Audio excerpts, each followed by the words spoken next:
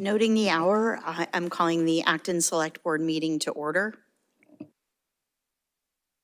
And first up are residents' concerns. Seeing none or online, we'll continue on to the chair update.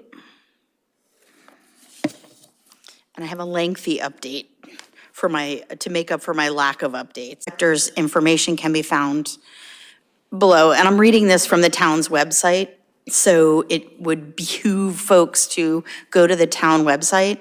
You're not required to grant access to your property. However, please keep in mind that refusing access may waive your right to a valuation appeal. Data collection is crucial in confirming the accuracy of assessments across town and helps to ensure all assessments are no more and no less than fair market value. This process does not impact total taxes levied by the town.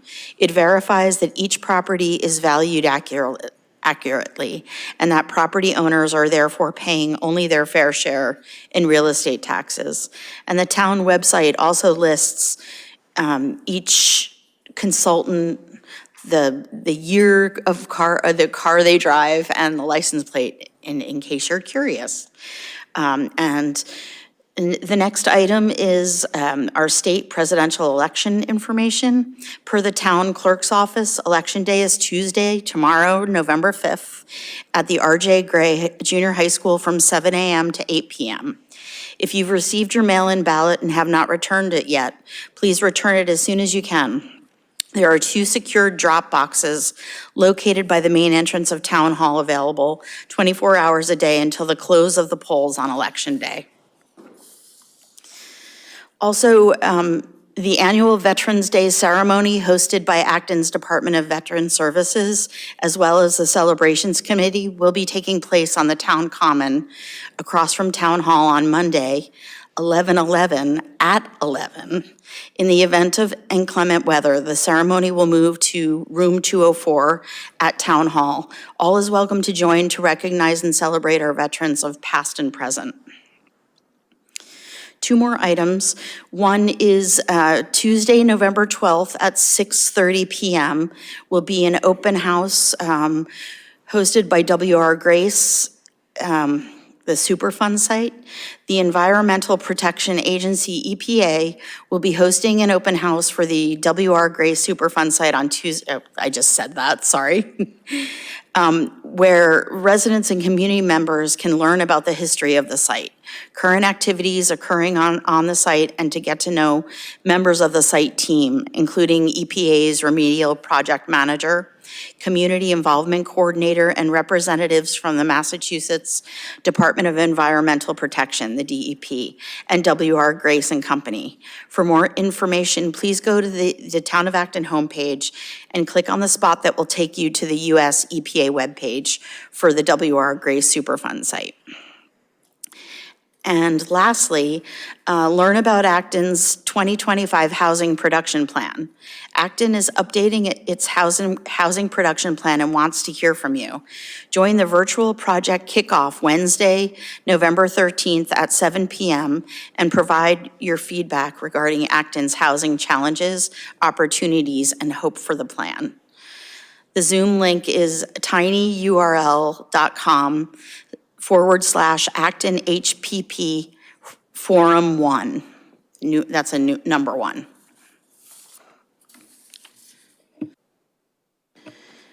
Any other members? Updates? Alyssa and then Dean. Thank you. I wanted to give the board an update from the Acton Water District. I'm not able to attend most of their meetings because we hold our meetings on the same night, but the liaison from the Finance Committee mentioned an update to the FinCom last week, and I thought it was pretty interesting, so I reviewed the minutes and I wanted to share with the board. At their October 21st meeting, they had a discussion about customers noticing that water bills have gone up, the most recent ones from Q3, the summer use, and that's no surprise because the water rates increased due to the need to remove PFAS from our water. But they also noticed an increase in water use. And so the water district manager suggested that because there was no 1 day a week water restriction for the month of July this year, there was a lot more irrigation than in past years. But also in July was the greatest number of reported leaks since the inception of the Water Smart program. So the Water Smart program is something that property owners can sign up for. It's at no cost, and it gives them a monthly usage, so they can catch leaks more quickly rather than letting it go an entire quarter. And there can be pretty significant leaks without the usual signs if it's a leak in the irrigation system or toilets. So if you haven't signed up for Water Smart program, definitely recommend doing that. And they also shared the news that the South Acton PFAS project is underway right now. It's going to be a little bit longer schedule than anticipated, but they're pouring concrete, so that's good news. And I also wanted to give one last reminder that the Habitat for All inclusionary zoning webinar is happening this Wednesday at 7 p.m. You do need to register in advance to receive the link. And I thought it might be a good idea to define inclusionary zoning since I keep announcing this webinar. So inclusionary zoning is a mechanism that would allow Acton to provide, or any town, affordable housing by requiring a percentage of units in a development to be affordable at some rate, 80% area median income, greater or lesser. So the consultant, J.M. Goldson, who's also the consultant that has worked on our housing production plan, will be, they've conducted a feasibility analysis and they'll be running the webinar. And the event will explore the different options that are available, discussing parcel size, density, affordability level, and open space conservation. And one last announcement that the Citizens Library Governance Public Forum is happening next Wednesday, November 13th at 7 p.m. in this room, room 204, Town Hall. And we invite anybody who's interested in hearing what the Governance Advisory Committee has been up to and our recommendation that we're going to be bringing to the Select Board after we gather some public feedback. You're invited to attend. And sorry, I have one more announcement. I thought the board would be interested to know that the Board of Health granted the variance for the 17 Woodbury Lane septic system. So there's some progress there. Dean, would you mind if I jump to John since I went out of order? I'm sorry. John. Thank you. We're here whenever you want to hear from us. If you want to go through the board first, that's fine too. I actually was going to have Tom start us off with a couple things. Then I have something else. Sure. Thank you very much. A couple of announcements and reminders for you. The first one is, you may or may have not seen this, but the entire Commonwealth is under red flag conditions in regards to wildfire activity. The fire chief has issued guidance, which is visible on our front page as well through a news flash, and asking residents to refrain from outdoor fires until conditions have improved and the warnings are lifted. This condition, it's primarily a result of the continued drought. Acton firefighters have been supporting statewide response as well to the ongoing wildfires and continuing to prepare themselves for additional support if needed. The next announcement is November is Native American Heritage Month. The Office of Diversity, Equity, and Inclusion will be sharing a number of resources on the office's website, as well as to learn more about the traditions, values, and histories of Native American peoples in our region. We invite you to visit actonma.gov/diversity, equity, and inclusion, all one word.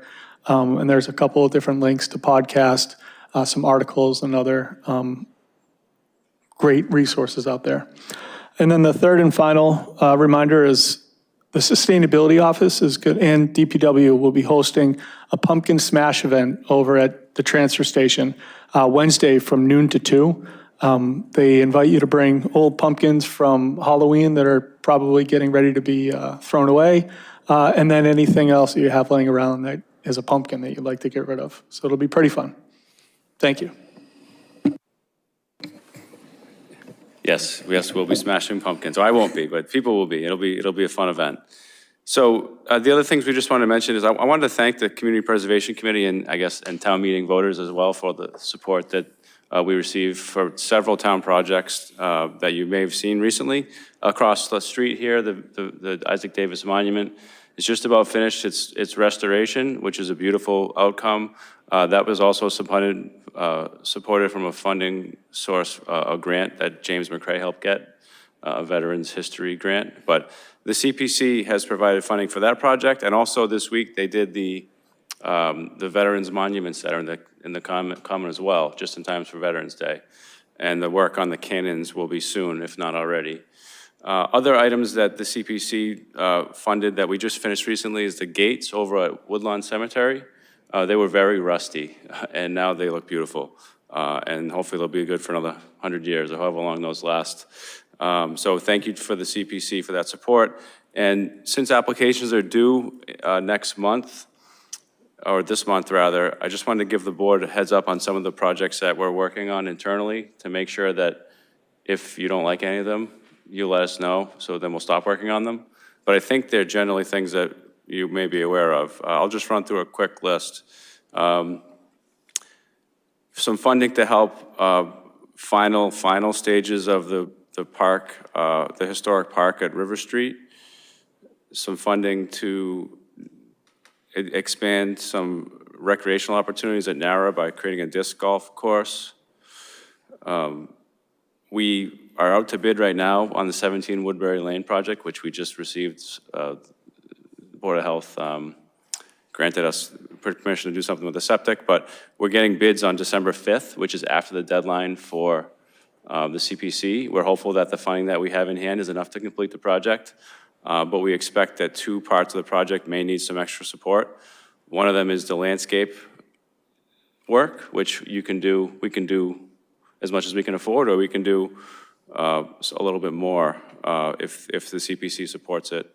And we also, the Historic District Commission asked us to put shutters on that building, which it doesn't have now, or I don't know when it last did, but that was one thing that they asked us to do. It's not in the bid. We wouldn't do it necessarily unless we got this extra funding from CPC, but that's another project that we have before you. Then there's the normal ones that we do every year, like the administrative support, the Regional Housing Services Office contract, which is a very important service that we get sharing with 9 other towns. And then they're working on some other things in conservation, like Heath Hen Meadow sign and interpretive panels. The library is looking to get some historic documents preserved.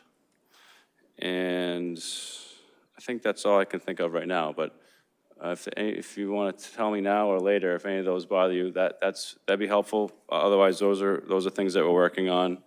And we will, of course, come back to the board after CPC reviews them all, because they usually ask you, what do you think? Which is your top few projects? And at that point, you'll be able to help prioritize them, or at least prioritize them for this board for their input. Thank you.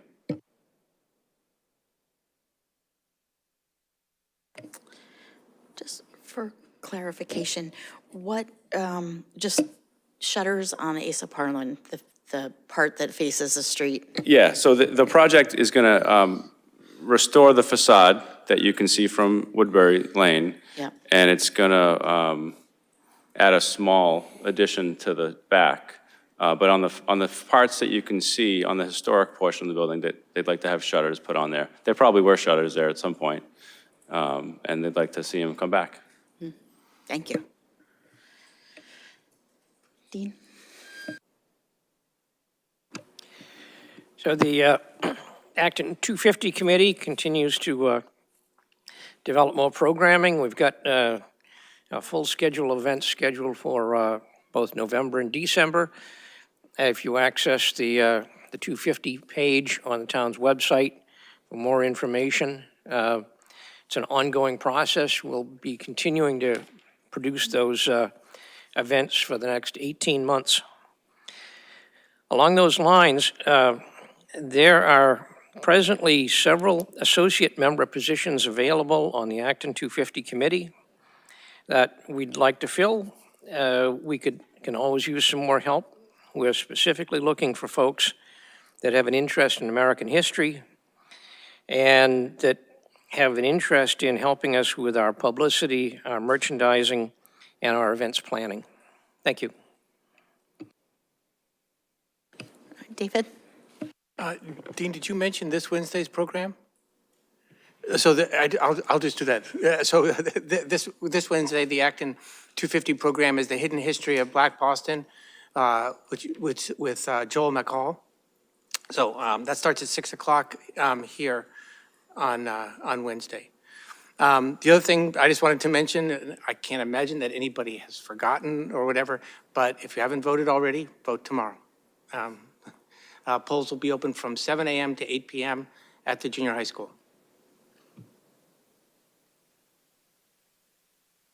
Jim? When I've been thinking about the elections, I've been just really grateful for people that work in the polls. So I just wanted to thank all the people that are working there tomorrow, long hours, including, the police that will be there to support the operation of the polls. That's all I got. Thanks. Alyssa? David, thank you for mentioning the 250 lecture, but I think I heard you say that it was here. It's actually at the Memorial Library. Oh, I apologize, and thank Thanks. you. And I just want to, since we were invited to comment on the CPA applications, I think that this list sounds good, although I'm not sure how we would ask for well, never mind. It's not in the bid, so shutters could be asked for, could be applied for even before the bids come back. But I want to take the opportunity to once again say that I think that the RHSO, I think it's about $40,000, should be a line item in our budget. In my time on the committee, it was made very clear that routine maintenance is not something that CPA funding should fund. And I see the RHSO services as maintaining our affordable housing because they do so much in terms of, inspecting, making sure that the application process goes according to, the legal requirements. I'm assuming that they also, support by interviewing. I'm not sure exactly all of the different tasks that they do, but it maintains our subsidized housing inventory according to state law. So I see that as a maintenance. It's a small amount, so I'd love to see us consider asking for it to be incorporated into the general fund this budget season. Dean? Yeah, I'll just note as the Select Board's representative to Community Preservation Committee, the issue of maintenance that my colleague refers to is specifically for maintenance of physical structures, buildings, saying that maintaining an inventory of affordable housing is kind of a stretch and a misuse of the term. Thank you.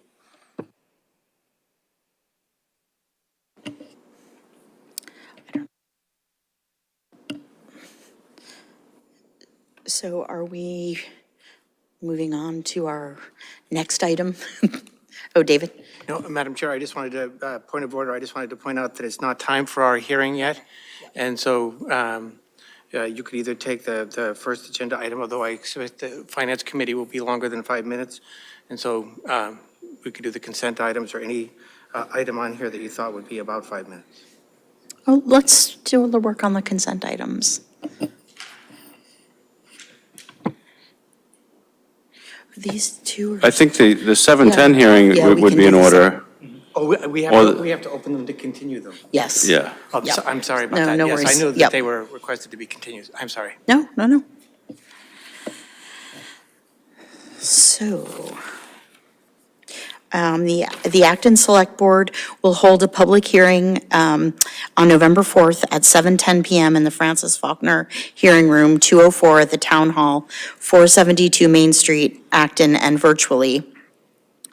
actonmass.gov/meeting/BOS on the application of Nancy Wyribski for a use special permit under zoning bylaw section 3.5.11 and 10.3 at 278 Great Road, map E4 parcel 15.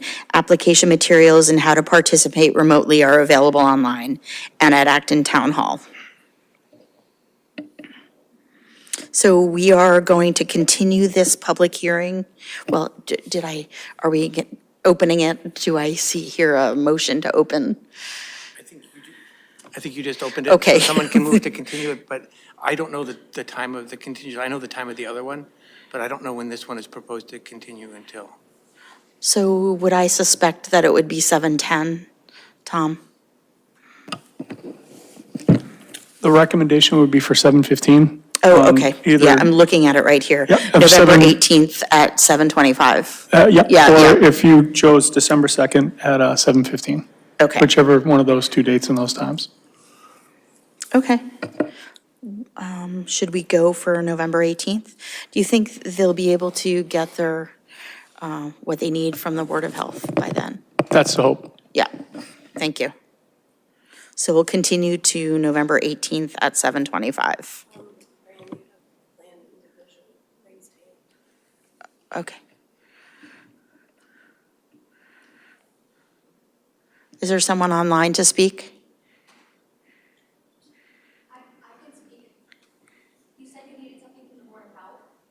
Hi, this is Kayla with the planning department. Can Hi, you hear Kayla. me? Yes. Hi.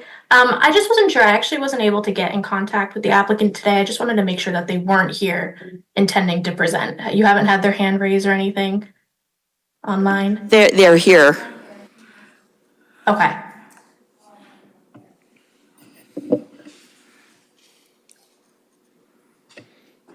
I'm confused, but that's fine. Hi, how are you? Press the button. Sorry, first time. I'm Samantha. I'm here on behalf of Nancy. She had an emergency. She couldn't be here. I thought you mentioned you didn't have everything we needed for the Board of Health. Was that in regards to the sewage? Could Kayla maybe, yeah, Kayla, can you speak to that? Yeah. Yep. I I sent can speak that. to that. I sent that email Friday. Yes, so Matt Dow, he's the environmental health manager or director, excuse me. He has that information as of today. He was not able to fully review it before the hearing tonight. He does want to talk to the applicant's engineer to go over the information. So still at this time, we would recommend continuing to November 18th if the board's amenable, because Matt believes that they would have that information by that time. Okay, that's fine. So is November 18th preferable? Yeah, that's totally fine. As opposed to December 2nd? Yeah. Okay, thank you. Thank you. Thanks.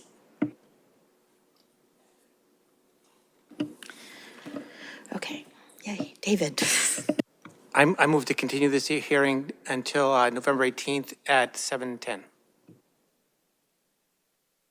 7:25. Yeah, thank you. It's 7:25. Second. All in favor? Aye. Aye.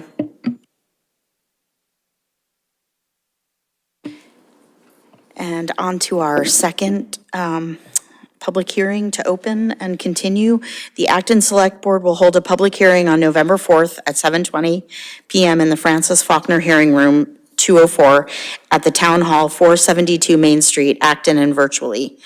www.actonmass.gov/meeting/select board on the application of Travis Minor for a special use permit under zoning bylaw 3.4.11 and 10.3 at 268 Main Street, map F3, parcel 86-1.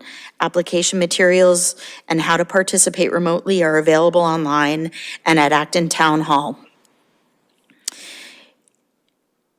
https://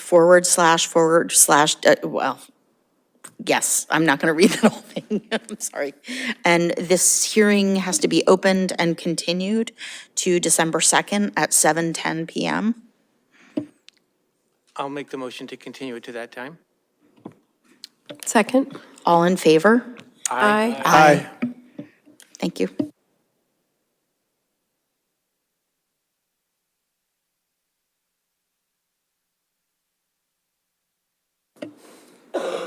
If you could just press on the microphone and just state your name and address. Vyacheslava Stepanka, Chair of Redstone Condominium that is adjacent to 268 Main Street, and we are concerned about parking required because, as I understand, it's one-on-one tutoring. So I don't know how many parallel tutors will be at the building at the same time. So as I understand, there will be, the parking is required for at least a tutor and the parent who will pick up the kid. So it's obvious that they will not be all at the same time, but at least it can get crowded when everybody arrives. So Point of order. I would like to Yeah. Point of clarify order, that. Madam Chair, this has been continued. Yes, And the so applicant's not thank here to you. speak to it. Thank you for the information. Yeah, so So we after, continued the hearing until November, when did we continue? 2nd. December 2nd at 7:10. So you can come back and speak to that, and I'm sorry that you're here tonight. I will try to clarify this with Travis, but current materials on the website, they don't have any information that would clear this question. Thank you. Okay, thank you.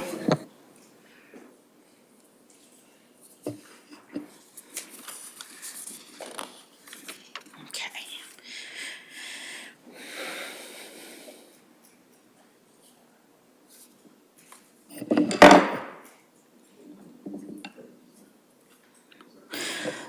So under Mass General Law 140, Chapter 40, Section 22, the Acton Select Board will hold a public hearing on November 4th, 2024 at 7:25 in the Francis Faulkner Hearing Room, 204, Acton Town Hall, 472 Main Street, and by video conference and call-in for a livery license for Safe and Fast Service, LLC, located at 82 River Street, Acton.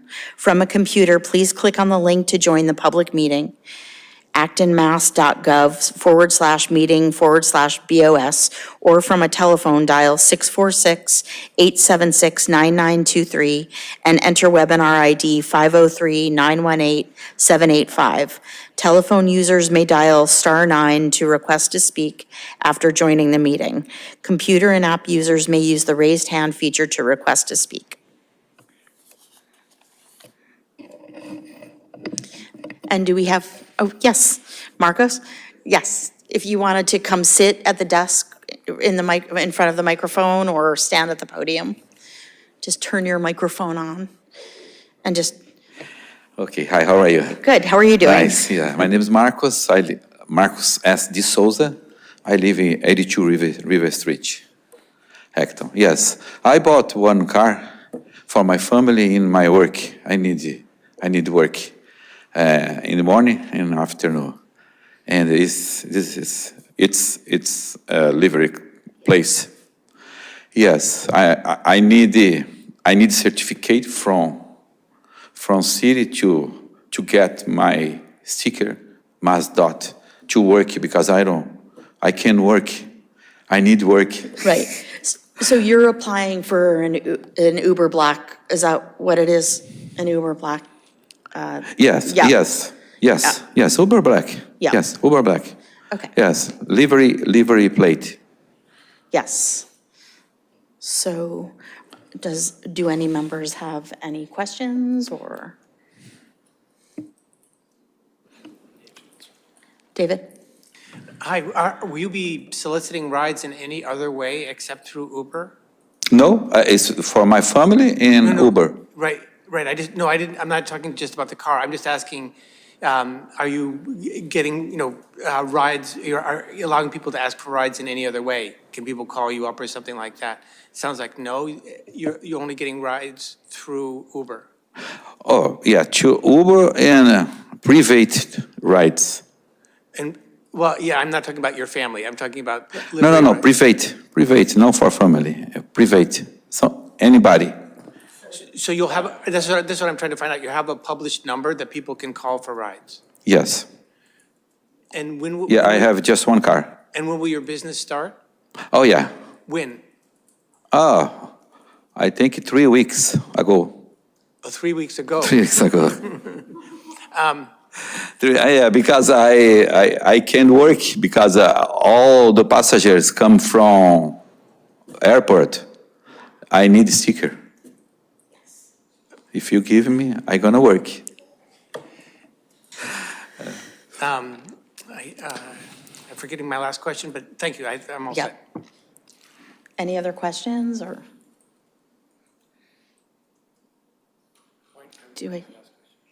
David?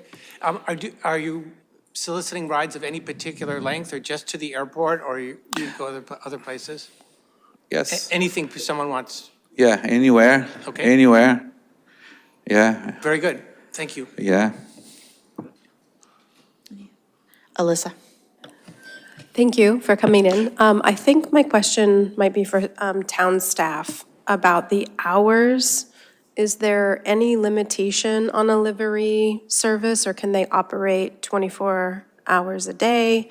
And if they are operating 24 hours a day, then is there an additional 24 hours a day operation permit that needs to be applied for? Because it sounds like this could Yeah, go that's- at any I'm not time. familiar with that limit, or with any limitation on when livery operations can occur, but I'm happy to look into it. I think I'm gonna work. I have 6-1, and I think I'm gonna work just 10 hours, 12 hours, no more. Any other questions?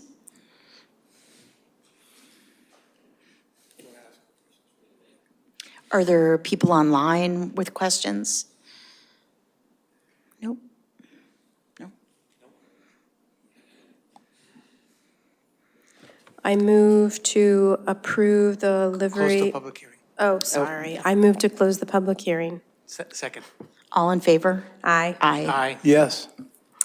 I move to approve the livery license, Safe and Fast Service LLC at 82 River Street. Second.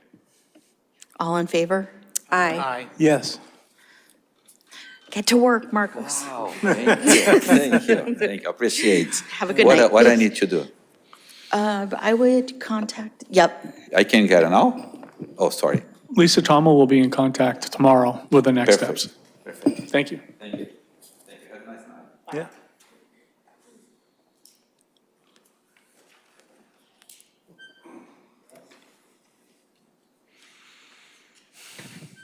First up, Jason, the Finance Committee, with their point of view. Thank you. Thank you, Chair Arsenault, and thank you to the entire Select Board for letting us come and speak. This is something that we do every year. As you know, we have a dual audience for this document. It is the two appropriating boards, so the Select Board and the School Committee, and then the wider audience of whichever of the civic bodies, whether they be PTSOs or other civic organizations, will let us come in and steal 10 to 15 minutes of their time. So thank you very much for having us tonight. Could you, Chair and Vice Chair, could you introduce yourselves? Very well. I'm Jason Cole, 63 Neshoba Road, and I'm this year's chair of the Finance Committee. Scott Sullivan, 8 Patriots Road. I'm the vice chairman this year. Next slide.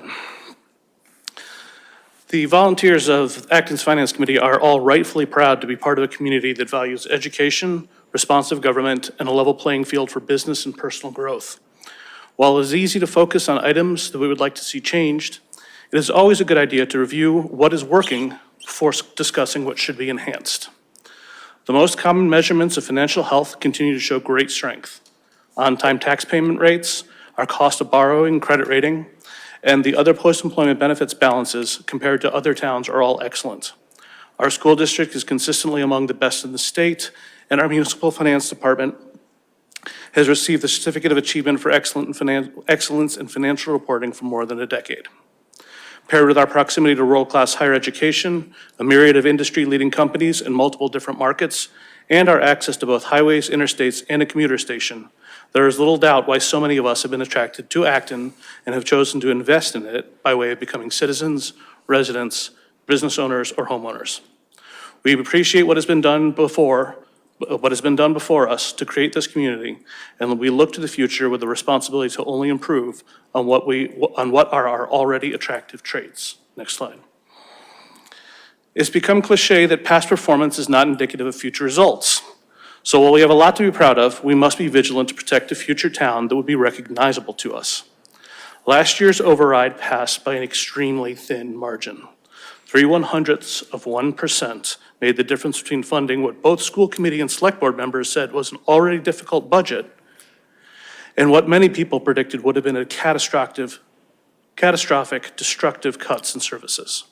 Such a narrow avoidance of calamity must be taken into account and given the respect it deserves as we plan for the current budget conversation, as well as the near and longer-term budget expectations. For the last couple of years, capital and operating seem to have been treated as two independent topics. Yet it is imperative to remember that the homeowner only receives one tax bill. While it is impossible to live within Prop 2.5 for both capital and operating costs, when a large debt exclusion is added to the tax bill, then there should absolutely be some acknowledgement and allowance in the operating budget to lessen any given year's tax increase. We added the Boardwalk campus and the North Acton Fire Station at record low borrowing rates and did so fully aware that we were raising the portion of the tax burden that covers long-term debt to recent highs. Those projects had an outsized impact on taxes in fiscal year 21 and will carry with us for decades to come. There is no appetite for adding to excluded debt. If and when a debt exclusion is called for, both the operating budget and the use of reserves should be carefully implemented to smooth out the increase to the tax bill. Regarding reserves, free cash should be targeted to be at 3% of total expenditure, and anything above that should be clearly labeled with a reason for holding excess reserves. Last year's override provided for $1.2 million in unused tax levy capacity. This is the largest unused tax levy capacity we've had in more than 15 years, perhaps longer. I can only prove it for the last 15. So we provided a buffer of significant size to prepare against future surprises. It has also adjusted the basis, or last year's override also adjusted the basis up by $6.6 million. While only $5.4 million was used in the first year, that still resulted in an 8.4% increase in the average family single tax bill. In fact, since fiscal year 18, average single family tax bill is up 38%, whereas CPI adjusted inflation is up 28%. The cost of our government is outpacing inflation. Next slide. How does all of this inform our current budget conversations for fiscal year 26? It shows that business as usual will find us back in need of another operating override much more frequently than this past time around. We do not believe that another override would be successful, but we are aware of the fact that we are budgetarily restrained by existing costs. So much of the revenue increase allowed under Prop 2.5 is already spoken for through existing compensation contracts and raises that practically nothing is left. We have negotiated more in unused tax levy that is meant to be a transitionary buffer, not merely a postponement of the next override. Debt exclusion should be avoided until the imbalance between tax increases and inflation have lessened. The school district is doing a budgeting workshop this year. The finance committee is hosting cost-cutting listening sessions. All of that is because it is far better to realize what is on the horizon and plan for it now than to have blind faith in future success. Next slide. While dealing with the immediate present, we need to take a pause on all new initiatives to stop and plan. Public collaboration between the municipal and school district is required to see a single long-range capital plan. The municipal side and the school side both need to remember we only get one tax bill. Revenue options, not just cost-saving plans, as already discussed, must also be included. And I would like to thank the town manager for announcing at one of the last ALGs that he's already scrubbed the recent warrants for sale warrants. That was something that was on our list, and it was done before we even got a chance to present to you. Revenue, but other revenue options, potentially even selling something, might need to be taken into account. We need to change our trajectory. We need to get away from business as usual. We need to close the gap on the structural problems our budgets have, and we need to do it in the next 3 years. Next slide. We've talked about the present and the near term. Now let's peer into the future. Elected terms are 3 years. Leadership contracts are also relatively short. At the Finance Committee, we are tasked to take a much longer term approach. And we are fully aware that long-term financial planning is just slightly more accurate than gazing into a crystal ball, but any decision taken in the short term absolutely has bearing on the longer term nature of our town. Consider the 5+ year forecast more of a mission statement of what we wish the town to be. Just grabbing what we can now, ramming through what we can get approved now, may be fine for politics, but it is not acceptable for long-term planning. There will absolutely be years where we have to go beyond the limits of Prop 2.5, but the further we stray out of the bounds of inflation, the greater the tax burden we put on our residents and business owners, and it will reach a breaking point. Next slide. This brings us to what keeps us up at night as a committee. Going back to the well for another operating override is a high-risk option that we believe would fail. Debt exclusions are another way of raising people's taxes, and the taxpayer is burnt out. Just look at last year's vote. We have voted on items without data, and that's a litigation in the past, and we hope not to make a similar mistake in the near future. We may have been in a situation where enrollment in the school district has been going down. Even better, the percentage has shifted towards Boxborough, which only helps the Acton assessment. But we have been taxing to the max for at least 10 years. And though we have unused tax levy now, that was only because we just voted it for ourselves last year. Next slide. Our recommendations to the select board and the school committee are to mitigate our risks, especially in the form of OPEB and Middlesex retirement, and to smooth out tax increases and bring them closer in line to inflation. We have hard arguments and we have some softer recommendations. OPEB is one of the softer recommendations. OPEB is something that the town manager has already decided to start spending money on, pushing out the date for being fully funded by a little bit. We don't love that, but we agreed to it with the caveat that we certainly reserve the right to change our recommendation if and when this looks like we're going to lose our advantage compared to the rest of the Commonwealth. Next slide. The rolling off of debt is not an invitation to add more debt, and care should be taken to soften the initial postal step function of what new debt does to the average single-family tax bill. To that end, we recommend a joint capital plan that scopes out the next 10 years of need. Reserves, revolving funds, enterprise funds, stabilization funds, all the different pools of money need to be accounted for. And if there is a reason to hold a balance in those funds, those reasons need to be clearly publicly identified. Without a clear public reason, then those accounts should be used to help get the tax burden back in line with inflation and should not be held in the coffers of the appropriating entities. We have narrowly escaped what everyone called a sure catastrophe. We can choose now to correct the path we are on, or we can gamble with a crisis of our own making at a failed override. Do not take for granted the ability or the willingness of taxpayers to keep on this unsustainable path. And now for the fun questions slide.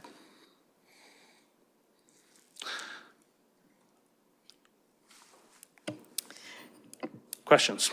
Thank you for the presentation and the time that the Financial Committee put into this. Does anyone have any questions? No questions. That's. Oh, Jim. First one that comes to my head. Without hard numbers, it's very hard to tear back from this sticker shock of the number that was given. So while I absolutely grant that most of the assertions made in the answers that were given to us are probably accurate, without hard numbers, it's extremely hard to justify that. I believe the current number, well, I won't even say it because we're waiting on new numbers. I believe we were supposed to get a cost estimate on October 18th. I'm sure it'll come in before the next ALJ.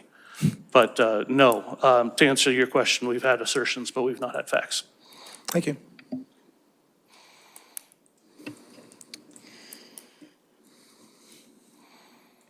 Yeah, I'm looking for questions. Actually, I should check with my colleague and make sure I didn't overstate that. Do you agree with my comment about the DPW building? I agree. I agree. Thank you.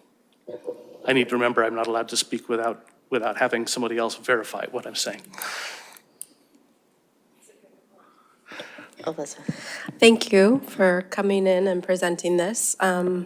It was interesting for me to watch a lot of the deliberations that the Finance Committee engaged in while putting this together. I want to start with the positives and say I really appreciate some of the suggestions, the suggestion to bundle borrowing from several smaller projects when borrowing rates are favorable. I really appreciate the suggestion to have a unified town district capital planning going on. I think that's very smart. And your point is well taken, that the taxpayers in town get a single tax bill. But I would even suggest adding the water district to that, because they've had some capital projects that necessitated a rate increase, so people get a water bill and some of us get a sewer bill. And it's particularly painful when you have 2 water hookups in your house, but that's okay. I absolutely agree that we need a new comprehensive plan. That was one of the reasons that I didn't support waiting until, I think it was 2028, when we got an update on progress that has been made since the last one. I'd like to get that started as soon as possible. And the suggestion to plan now for future expenses makes a lot of sense. But I do want to suggest that other municipalities in the state have a different way of stabilizing their finances, and that's to not wait 20 years before an operating override, but to have smaller operating overrides, on a regular basis, once every 5 years, or for, specific line items. So I want to also leave open the possibility that there's another approach to financial stability. Compensation absolutely consumes almost all of our revenue increases. And the data is clear that taxes have increased higher than inflation, but health insurance and benefits have also gone through the roof. Not the town side, but the school side, the transportation costs, the out-of-district tuition costs.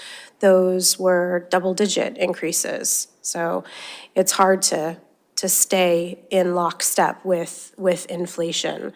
One number really sticks with me for some reason. I don't know why, from the budget workshop.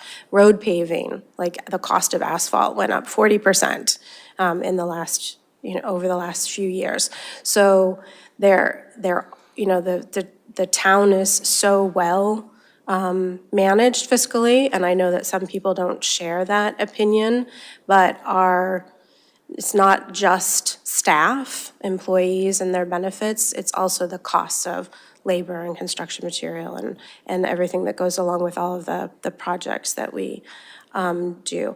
I have one question about one of the bullets was, I can't remember which slide it was on, that we're seeing a $3.6 million gap for fiscal year '28. And I'm new to the ALG process, but from what I experienced last year, that seems typical? Am I wrong on that? That if you go 3 years out, it is going to increase, and every year we get it back down, and often back down to where we need to be to not have an operating override.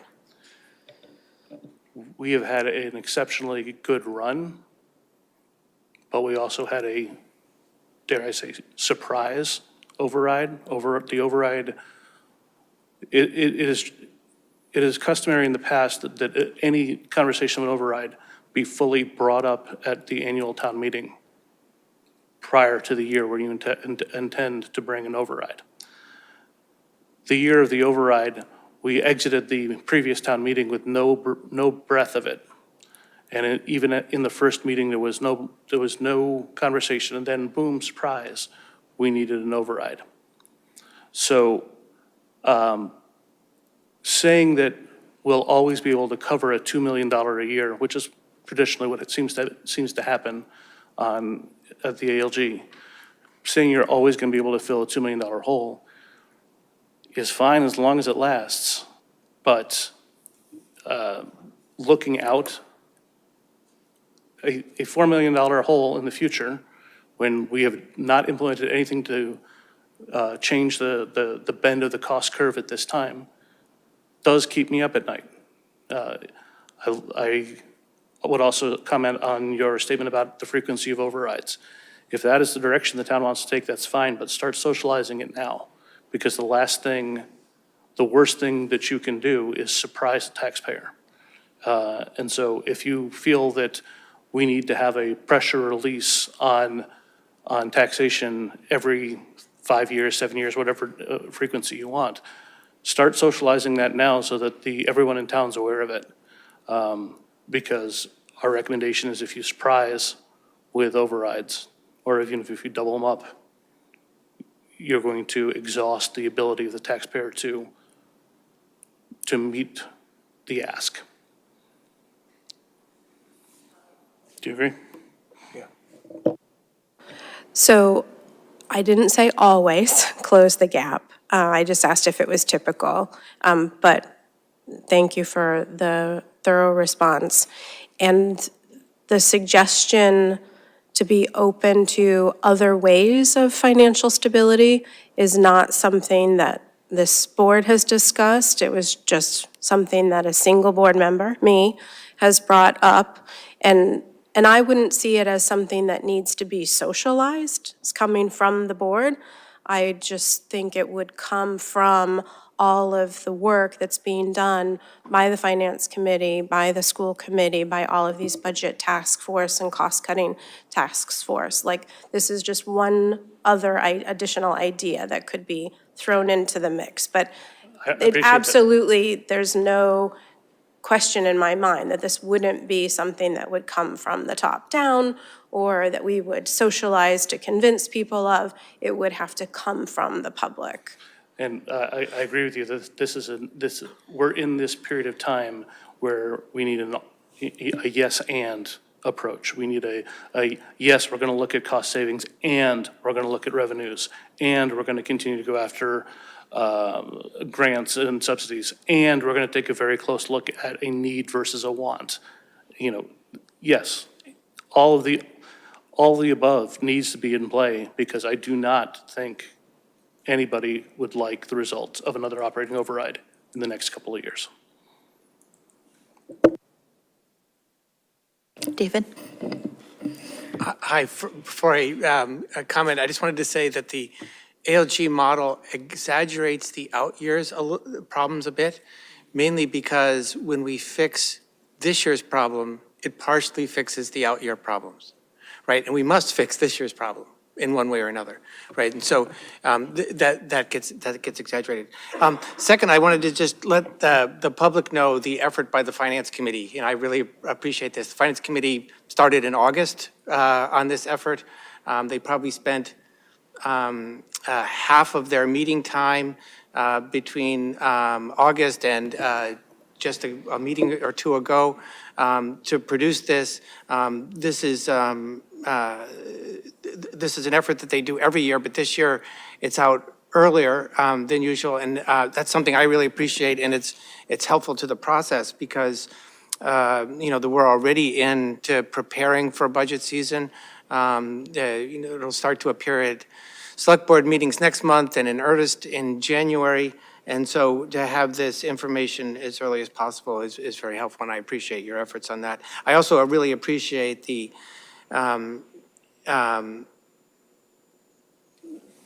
sentiment to look at everything, right? I think that's very important. I mean, I disagree with certain things in this thing, but I don't want to quibble on this. I really appreciate the effort to look at everything and all the things that you just mentioned.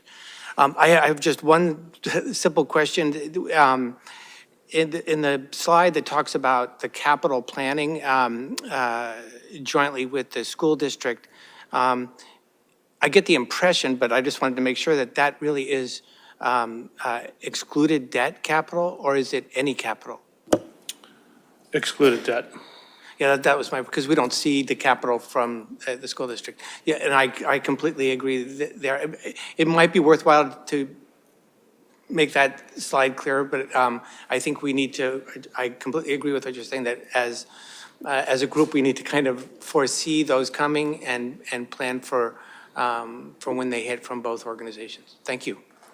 And thank you for coming to all of our meetings. You sat through them. You probably know this slide deck as well as I do at this point. Dean? Thank you, and thank you for the point of view. A couple of the items that you pointed out, I think I'd like to go into with a little more detail. A suggestion about holding off on certain purchases until the interest rates are favorable. I certainly agree with that, and I think what has traditionally happened, and I know is still going on downstairs in this building, is that they frequently will get approval for a particular warrant article, and it will be financed on short-term debt, and then they do wait and see what the markets look like, and typically those smaller warrant articles are bulked together and put out for final bond approval as a package when there is a favorable market out there. So certainly your point is well taken. I think a lot of that is done as opposed to being approved at town meeting. It's actually sort of done behind the screen downstairs. Also, as far as capital expenditures from some of the revolving funds, again, that's ongoing as well. I'm thinking specifically about the ambulance revolving fund, just financing a lot of our apparatus purchases. So there are some things going on, but certainly we need to keep looking to see if there are other ways that some of those funds can be accessed. I will say that in the years that I've been associated with the town, at one time we did have what folks in the Finance Committee affectionately referred to as puddles of money. And I think first with Mr. Ledoux and now with Mr. Mangiarotti, we've managed to suck dry a lot of those puddles of money. I agree with you. We did have at one point we had some warrant articles that had been sitting with balances in them that were 20 years old. So I think it's just fiscally prudent to go through and scrub those numbers. And I've certainly encouraged Mr. Mangiarotti to continue doing that, and I think he's been doing a pretty good job of it so far. And I will tip my hat to the previous town manager, Mr. Ledoux, who did the same sorts of thing. The big item out there, obviously, that keeps me up at night is the Public Works facility. We only replace one of these things about every 50 or 60 years, and prices do go up tremendously. I think it's important that whatever decision we come up with, we make sure that we build something that is the right size, but that does not undercut the needs of the town. And that sort of a process is what we're involved with right now. The estimates were delayed. The estimates are available, and Mr. Mangiarotti is going to be citing a couple of those later on tonight and reveal some of the numbers, which frankly are distressing. But I think it's a process that we're going to have to work our way through. One of the interesting numbers that has been factored in is the expectation that construction costs will increase at about 6% a year, year after year after year. So I certainly understand the issue of not wanting to go for an override too soon. But on the other hand, if you wait 3 years, you can expect that probably the construction costs are going to be 18% higher. So there's a fine line that needs to be negotiated there. Certainly, from the point of view of pushing the Public Works facility, I would have been much happier if we had not had an operating override last year, and I would have been much happier if we had one that had passed by a larger margin, but it didn't. It's where we are. So please bear with us. We do have a Public Works Facilities Building Committee meeting in this room on Thursday night, and we'll be diving into the numbers a little bit more in depth. I believe that the numbers that are available, I reviewed them with the town manager this afternoon, and those will be available shortly, probably before he gets to go to bed tonight. Thank you. Thank you. If I could just respond, I don't want to get into the DPW with you right now because we're going to go back and forth on this for the remainder of the year. But I do want to go back to a comment about the ambulance fund. I suspect, and again, we only just saw the warrant on Friday, so I probably am speaking out of school here. I'm going to make an assumption that this ambulance that we're looking to buy in this special town meeting is going to be funded out of the ambulance enterprise fund. That may or may not be correct, but as you had said, this is a fine example of something that was behind the scenes or downstairs behind the screen planned for. I don't want anything to be behind the screen.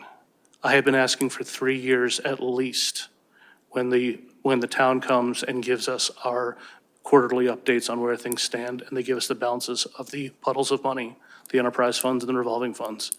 I don't want to be told we're holding some money aside for future needs. Broadcast it now. Broadcast it now because this is a public entity. So I believe I was right up to the line of being publicly irate at the last meeting when we did not get that information. So we made sure to put it in this year's point of view to say, come with your plans. If the ambulance enterprise fund is expected to replace an ambulance in the next 2 to 3 years, declare it. If there are any other puddles of money that you have hanging around because you have a plan for them in the future, declare it. Not to say you're set in stone and you can never change your mind, but we need to know what you're thinking. Thank you. I just have one quick question. And when you refer to a new structural change, what does that refer to? Well, one of the main problems, and this is, I'm gonna need to make sure that I let Scott answer as well. If you look at the constraints of Prop 2.5, and if you look at the constraints of raises and salaries, it leaves a vanishingly small sliver at the end of every year. So we have to decide if we are going to commit to outpacing inflation, therefore committing to taking a larger slice of the taxpayers' take-home pay to fund government. If we're okay with that, and you think you can get it through every single town meeting, then that's the path you can choose to take. I'm arguing that that's not a wise path to take. I do not know, nor will I ever be given the opportunity to go through a budget line item by line item and pull out anything I don't like. But I don't know how you solve the structural problem. I think it needs to be an all of us conversation. But if you are limited by Prop 2.5, you're going to run out of room every couple of years. So, okay, take Prop 2.5 and say that that was an unreasonable limit that was put into place in the 1980s. Fine. That's a valid argument. That's going to fall on sympathetic ears to many people. But now take inflation. Inflation is the next tier up that the average taxpayer can pay attention to. When the cost of government is outstripping inflation, you're growing your government.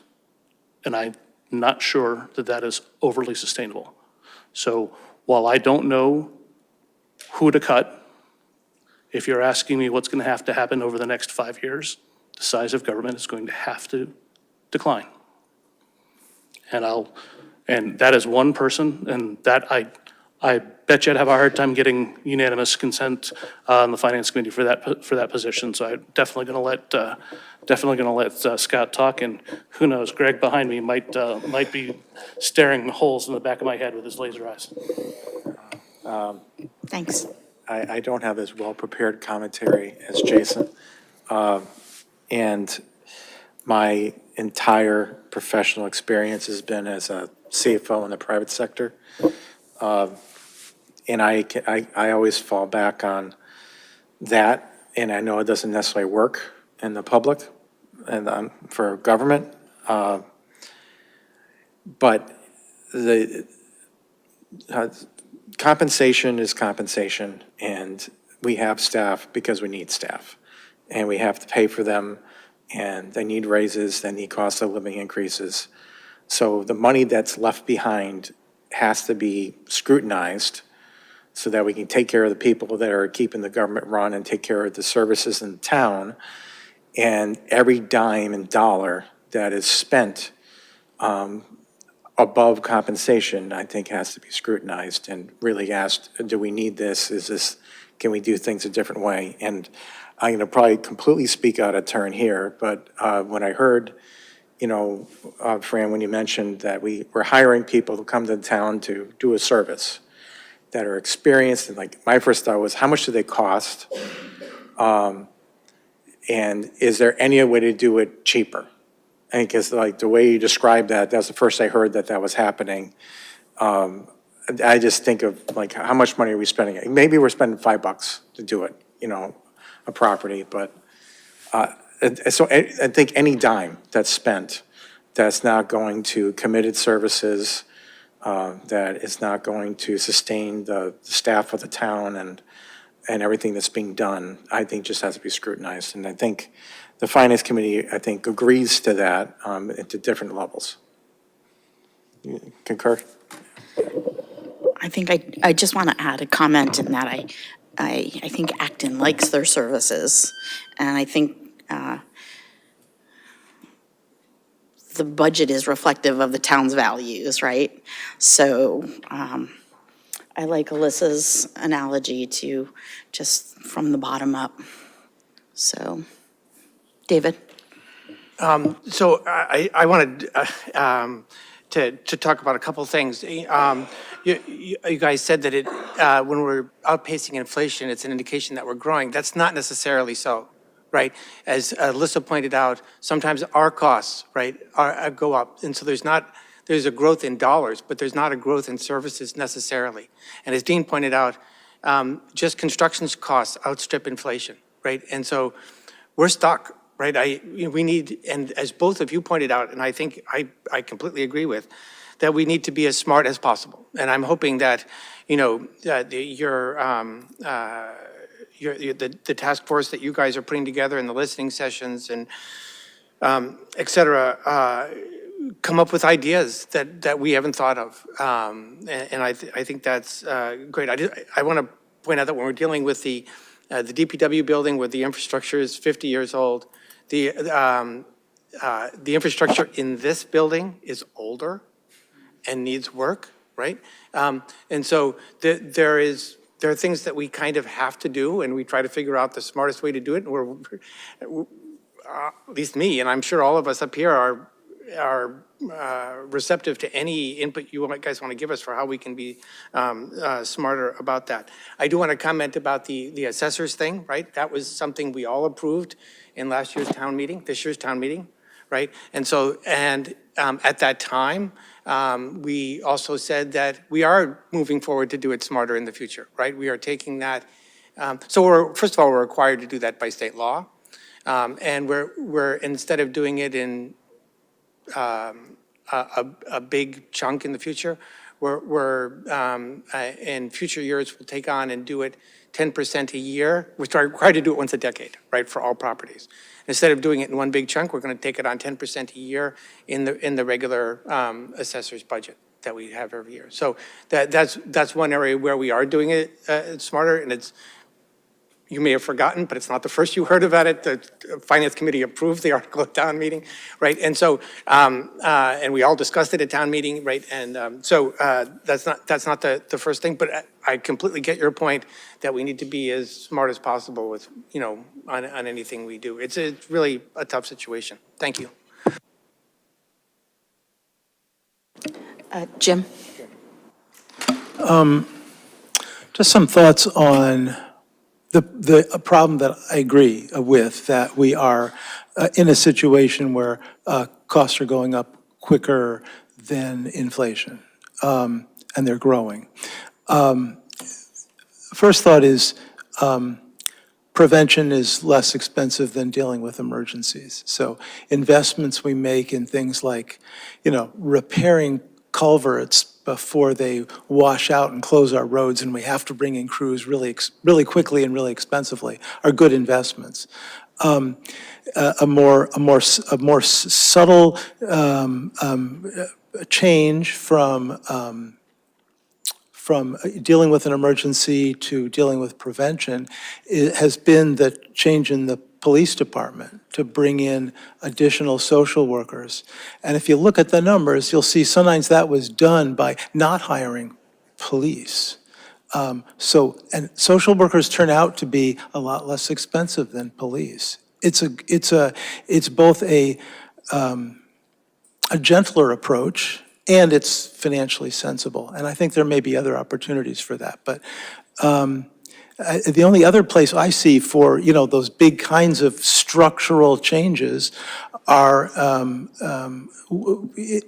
things that reduce, the need for hiring additional people, which is usually replacing technology with human contact. And in some cases, that's been really effective. I mean, our move to online permitting has saved the town a lot of money and has saved,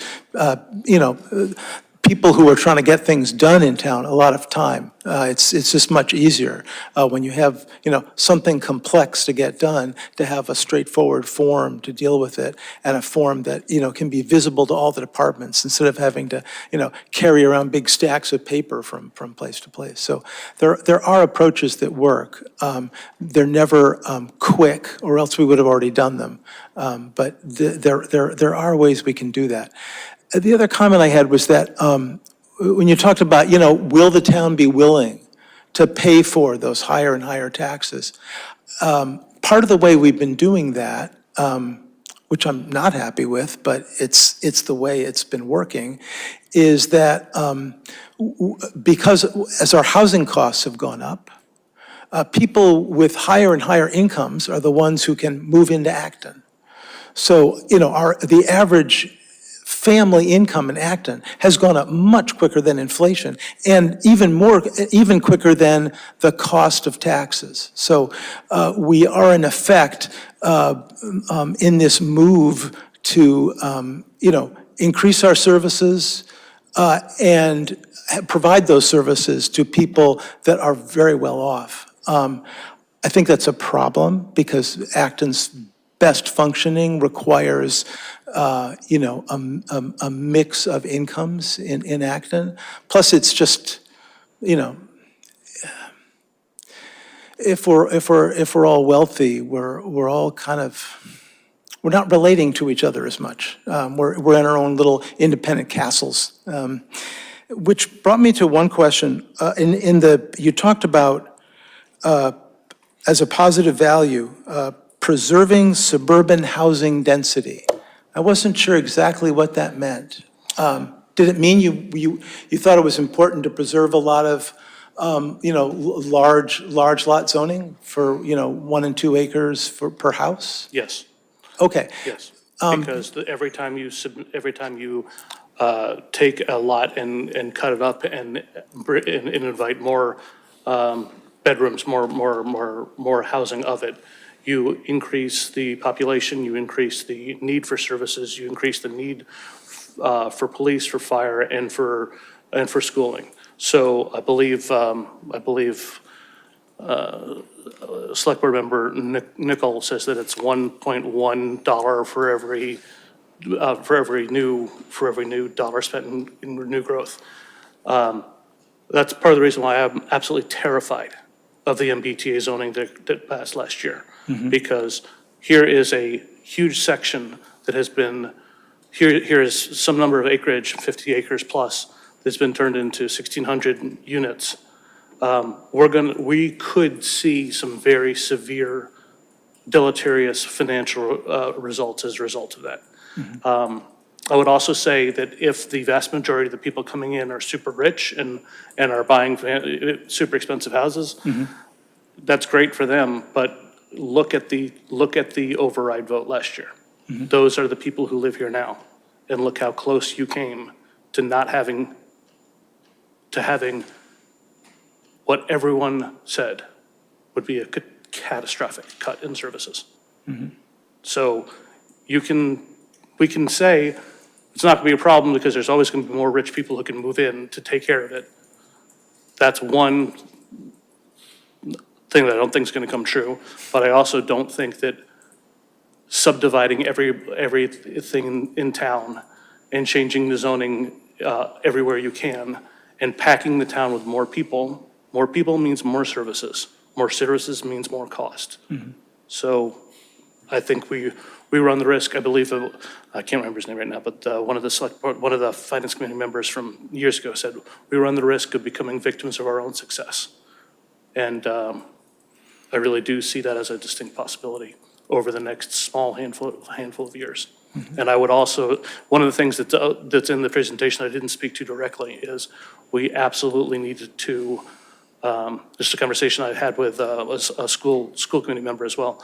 We would love to be able to pour through anonymously, because we know we don't want to deal with any PII or anything like that. We want to pour through the census numbers that we get as a town every year and see what our housing turnover is looking like and whether or not we have potentially an enrollment bomb coming. So these are all part of the things that we need to start investigating and do a better job of over the medium term. So philosophically, I don't think you and I are going to be in agreement about the betterment of carving up lots in smaller sizes, but that is the suburban nature of what Acton was, and I'm hoping it doesn't disappear. Yeah, I think the place where we would agree, and I'm sure there are some really important differences, but I think the place we would agree is that if we can keep land in large lots and be able to protect it, and instead of, putting a few McMansions up there, have the growth be more concentrated, then we create a situation with more open wooded space that's not built on, which is a benefit both financially and environmentally. But I think there's a whole bunch of good, interesting conversation to be had about, increasing density, the benefits and the costs. Dean? Thank you. Sort of piling on with what Alyssa said about a lot of these decisions have to be bubbled up from the bottom. I'll give you an example that's fairly recent. This board supported the idea of selling the old emergency management building at 3 School Street and an adjacent parking lot. The parking lot essentially was not being used for its intended purpose, why it was built to begin with. The 3 School Street had outlived its usefulness many, many years ago. we had put a plan in place, and everyone on this board agreed to sell it off, eliminate an asset, eliminate a maintenance issue for the town, bring in a modest amount of revenue from the sale of those assets, and actually take non-taxed land and put it into tax status with a housing development with a little bit of mixed use. Brought it to town meeting, and it was defeated by a coalition of folks, many of whom were representing a church which has now gone out of business. So at the top, we can make all kinds of pronouncements about we're going to do this, we're going to do that. But eventually, you get into town meeting, and the voters are going to decide those things.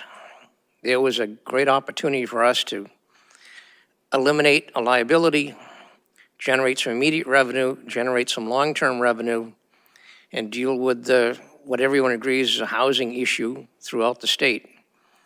And it was defeated in town meeting in an open session, very well attended. Lots of misinformation obviously was spread around during that meeting, but there you have it.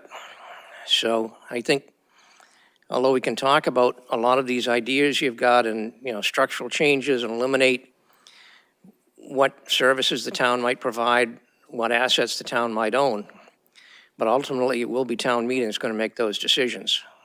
I thought that decision that was made at town meeting, frankly, was a very poor decision. But there you have it. So we can talk on this level, but ultimately town meeting is going to make those decisions for us.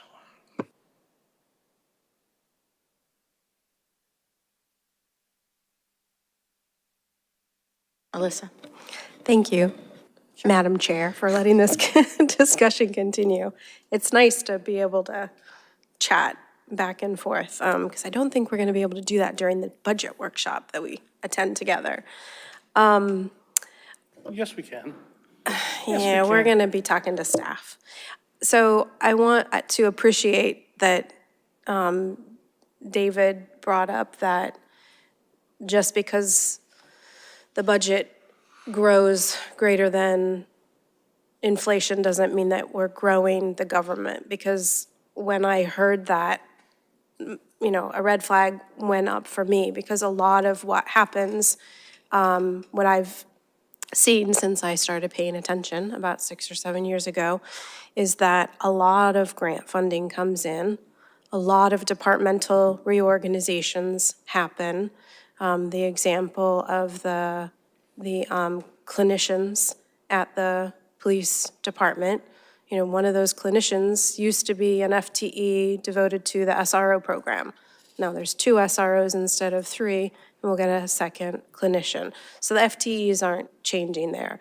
We now have a teen librarian at Memorial Library for the first time ever, I think, but there's no additional FTE.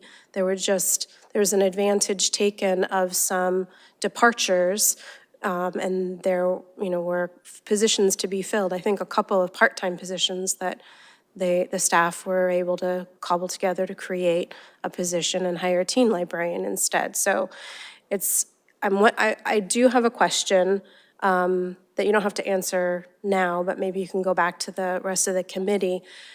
Does Finance Committee have plans in the cost-cutting process exploration to look at historical data of department? You can find it in the annual town report to see. And also in the annual town report, you can see not rentals, but you can see home sales and condo sales. So you can look at that as well as census. It's important to look at them both together. Sorry. Look at them both together, yeah. I think I heard David suggest an edit to one of your slides. And I don't know if you're really open to that, but since you mentioned presenting to anybody who will give you, 10 or 15 minutes on an agenda like the PTO, I would suggest looking at the the bulleted list that describes enhancing what made Acton attractive to people who decided to invest in Acton. Because, maintaining, or I think it's preserving suburban density, doesn't really sound like enhancing something. It sounds like, keeping it the same. And I have some issues with this, because if we're talking about Acton not changing, 50, 60 years ago, it was a farming community. Change is really the only thing that we can count on. And I know from the last housing production plan update, the data that they presented was an 8% growth per decade over the past 30 years, I think it was. So it's been, growing pretty steadily. And I understand that zoning changes might impact the rate of growth. But when I hear that the MBTA zoning is, a huge change, there's 12,800 acres in town. This zoning change dealt with 50 of them. That's less than 0.5%. So I'm not really, terrified. Even if those 50 acres were built to what they can be zoned, it's not that terrifying to me, mostly because that never happens, right? We're never going to reach maximum build out. Because there's so many other limiting factors. And we talked about that a lot at town meeting. We talked about lack of sewer infrastructure, water, there's, wetlands. There are just so many things, the cost of construction and labor. And I think the second and third bullets could actually sort of contradict, depending on what we're talking about. So I would take a look at that. Besides the reasons that you have listed on that slide for what attracts people to invest in Acton, there's at least a dozen, if not 24, more reasons for people to come here, in addition to what you have. I know that the schools are a really big draw, but it's not the only reason that people move here. There are people who move here because their family lives here. They want to be close to their grandkids. They want to be away from the city. They want to downsize. So many different reasons. And the idea that we want to preserve suburban density, that negates the lived experience of a third of the town who lives in multifamily. Like all of the people that live at Avalon, all of the people that live in multifamily housing on Parker Street. So there are people who live here and they live in a big house on a big lot, and they're not, close enough to their neighbors to hear or see lights. But there's a lot of people who have neighbors on either side, above and below them. So I think that, with 30% of the town living in multifamily, living in rentals, it's not a good idea to say, if you're going to see them at the PTO meeting, that we want to preserve suburban density, because they might not be experiencing that. I think that's my suggestion to consider, looking at that slide and the message that you're sending before you bring it to other audiences. Thank you. Thanks.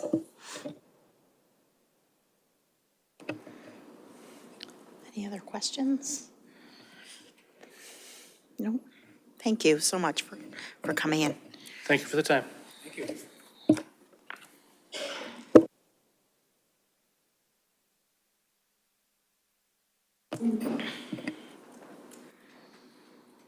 Next on the agenda is the update on the Public Works building project.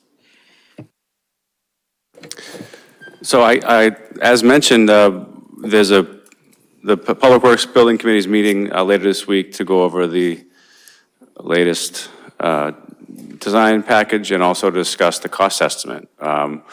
We did receive the cost estimate. It was a little bit later than we wanted it to be. Then we actually had them do we had we had our owner's project manager do a peer review of the cost estimate, just to make sure that people agreed that the numbers made sense. We also did an analysis of the potential soft costs and the design, engineering costs, and all the things that, you know, when you get a construction project, there's a bunch of things that the owner has to pay for, that we wanted to make sure we tried to get an understanding of that as well. So when you take all those things, we now have a cost estimate that we're calling our November 1st schematic design cost estimate, and we'll be presenting it at the meeting. But the preview is that the estimated cost of construction is $37.9 million. Then for design, it's another $4.7 million. And then design contingencies on top of that is about $2.2 million, which is approximately 5%. So that's $44.8 million for construction and design. And then when you take the owner's soft cost contingencies, owner's soft costs plus contingencies, we would add nearly another $2 million to make it just under $47 million at $46.9 million. So that's obviously more than we wanted it to be. We did look at other communities that constructed buildings recently, and so we knew that there's some fluctuation, and there's still a lot of work that we can do on this. This is at the schematic design phase.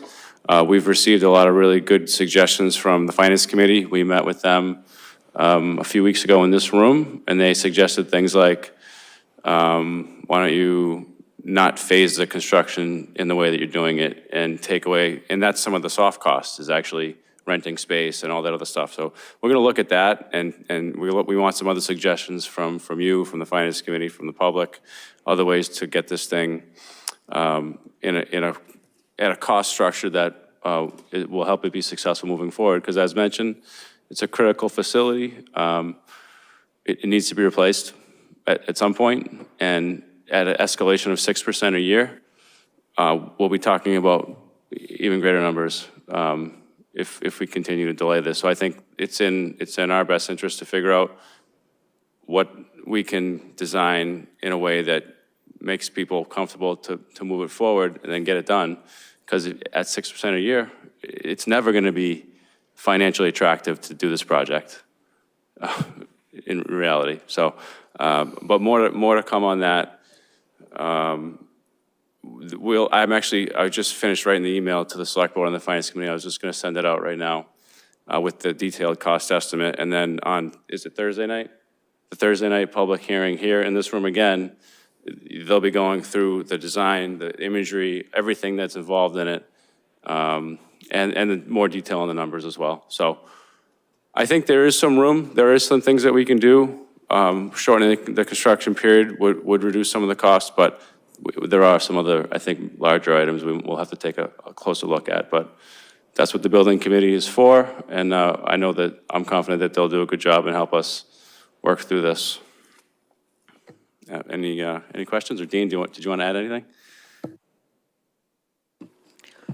I think in addition to the issue with the numbers, design and refinement of the project is continuing. There has been some subsurface exploration done as well. I know there's some issues have been raised about fear of ledge and that sort of thing, and at least the preliminary drilling that has been done, it appears that all of the material that we'd be constructing the building on is in good condition.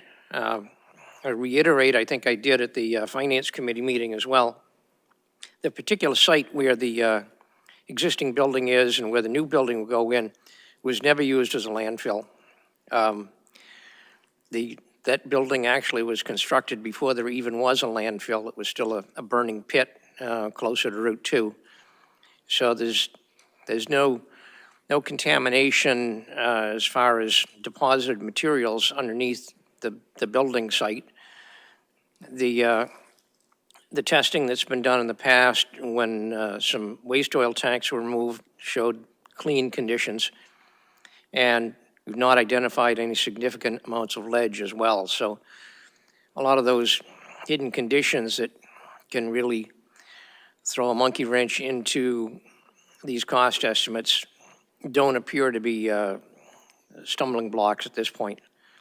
But it's a process that it's going to take a lot of work to go through it, understand everything, and see what can be done to keep the price within reasonable limits and something that folks will support. Public Works employees are considered first responders. Without having decent transportation infrastructure and being able to maintain that under conditions like hurricanes, snowstorms, ice storms, the other first responders that have the fancier looking uniforms and the fancier looking vehicles can't get to the emergencies they need to get to.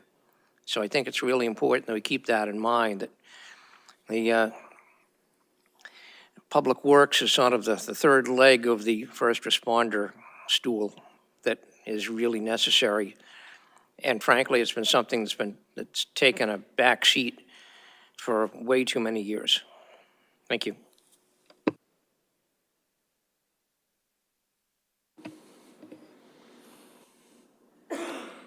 Any other questions, or are there any folks online? Any in the room comments? Alyssa? So this is not welcome news, but at least we know now. I appreciate what you said about, sorry, I don't mean to point at you, DPW staff as being first responders. They're first responders. Their work makes the work of our first responders possible. I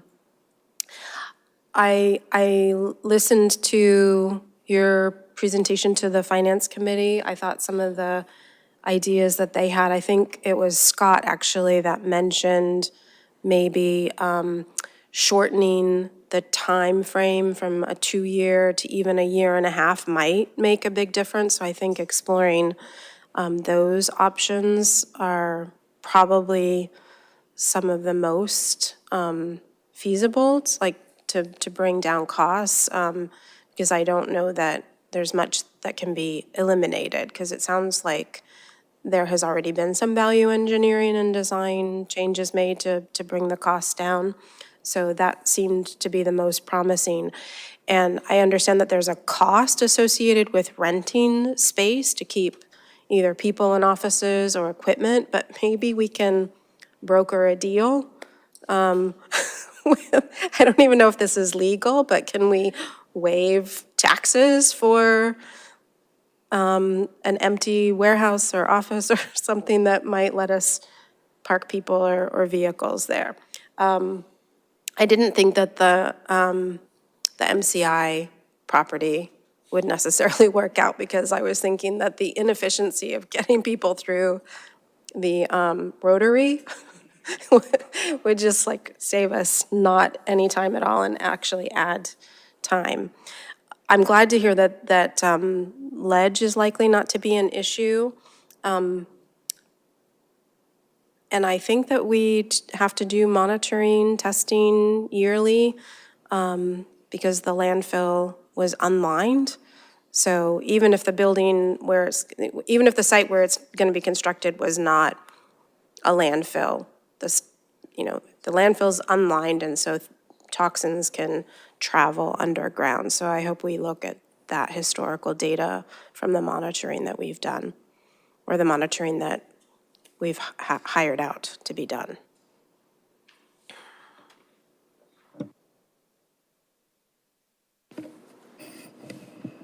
Any other questions? No. Thank you for the update. Next is approved sustainability policy update.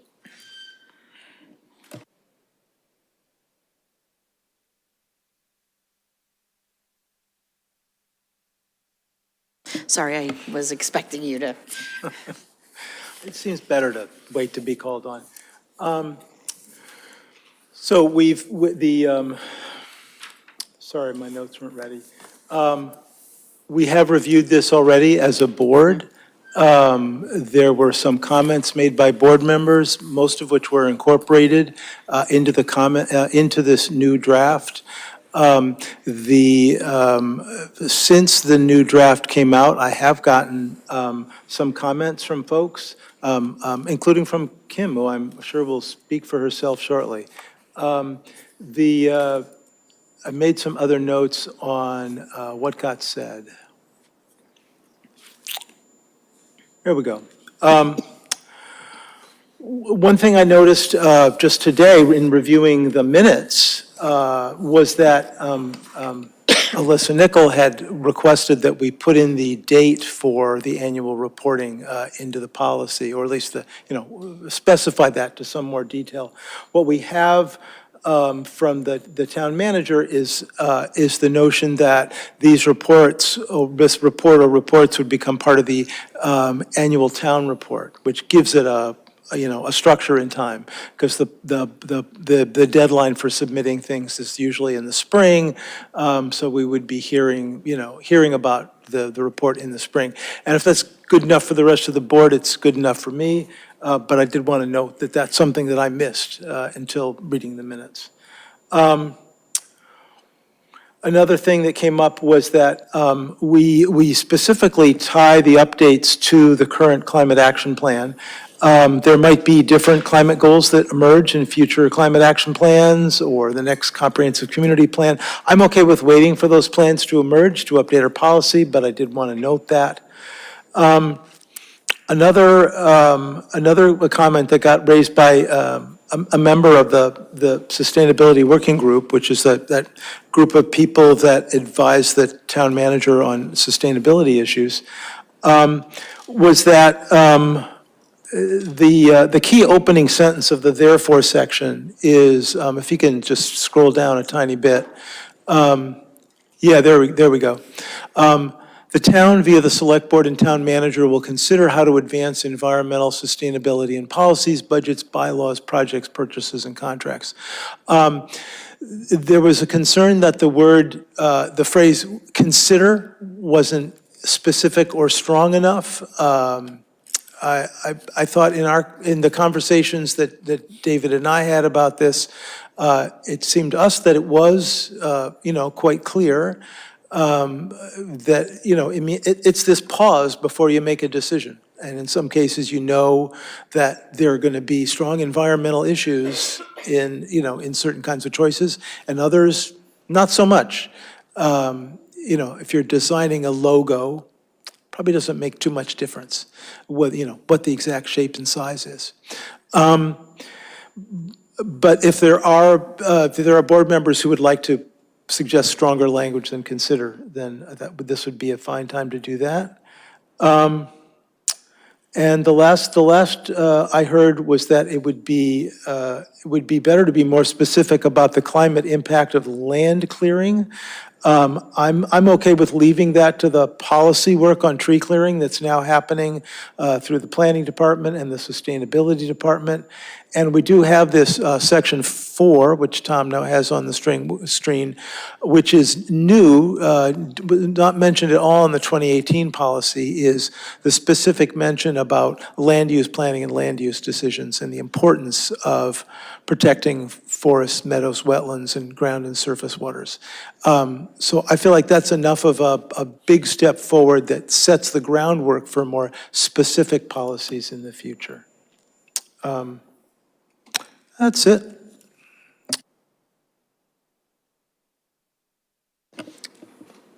Alyssa? Thank you for reviewing the minutes, because I had a note about that time frame for the annual report. Can we include the spring time frame into the text of this, or at least that it will be incorporated into the annual report process? That would be my expertise to improve ecosystem functioning. This seems very specific, but also not clear how it will happen. And I'm just wondering, I think I have an idea of what it means, but Not sure. Are we talking about habitat restoration or cleanup or all of the above?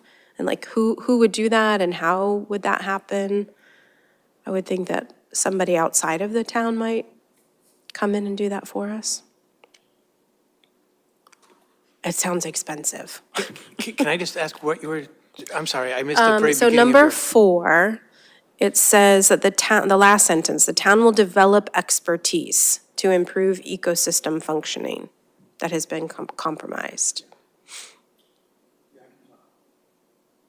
And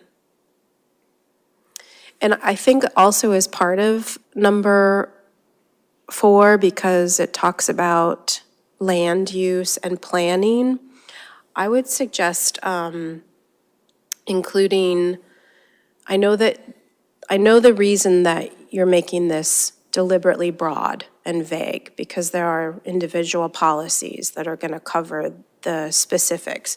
But I wonder if including data on, especially with Habitat for All coming down the pipe and land purchases becoming increasingly more challenging because the cost of land has gone up. And also we've talked before about open space parcels in town, not all being protected.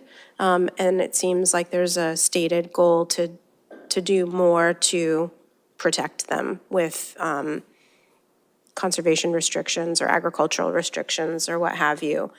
A data point to how many acres are being protected and lost. When we add land purchases, it would be great to note that in a report. I know it's included in the Open Space Committee's report, but it seems like a good data point that we can use to track how aggressive we're being or not.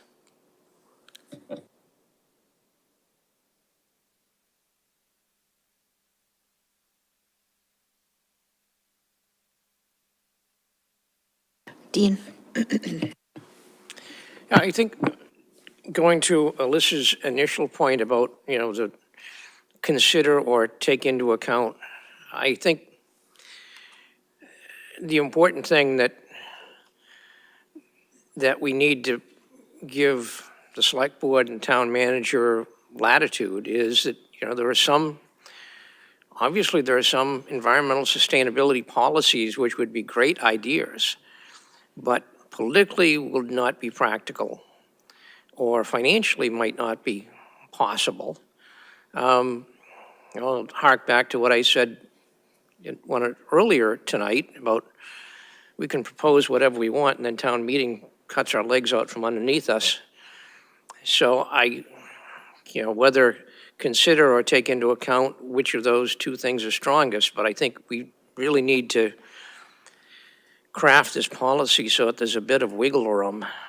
So I would defer to the wordsmiths out there as to which gives us the maximum amount of flexibility to get this done.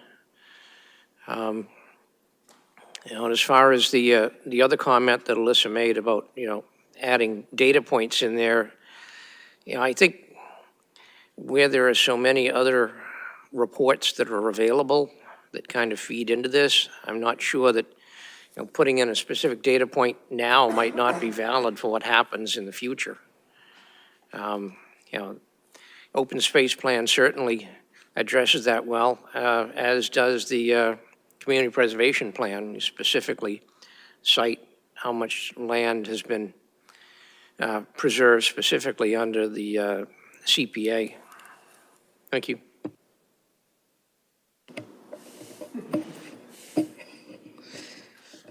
David? Thank you. So, comment again, but Alyssa said while she's out of the room. I think we should not constrain when the report comes out. The policy doesn't need, we just need an annual report. It doesn't need to say, to me, it doesn't need to say that it's in the spring or in the town meeting. This town manager and future town managers, in my view, can decide when they report on it. We're just asking for it annually. I don't think we need to say when and where. To me, the issue of the consider word, Someone added the how to advance wording in here. I don't like the how to advance. I think it lessens the impact. I just like, will consider environmental sustainability in policies, budgets, bylaws, projects, et cetera.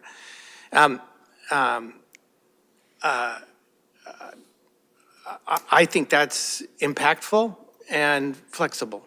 The words that were in the original draft of this policy, actually before it came to the whole board, were actually much more wishy-washy. And this is kind of in between. And I think it's the right standard. We want to, when we do something, we want to pause and say, how does this impact environmental sustainability? And realizing that the goal is to be sustainable. So I think that's the right thing. I mean, that also means that if it's for whatever thing is being considered, then it may or may not be possible. But it's something like Jim said, where you pause and think about it. So those two things. I do want to say overall, this is also, to me, can't be a catch-all for anything we might want to do. Right? This is really, a policy is really what we're asking staff to do, and not we want the town to conserve land or whatever. This is what we're asking staff to do. If we're asking staff to go find all the possible places in land in town that we could conserve, then we should say that. But we have other initiatives to do that. But so in the sustainability policy, this is what we're asking them, the town staff, to do for sustainability, and how to tell us what they did. It's not meant to be to me, a catch-all for anything. I mean, any policy is what we're asking staff to do.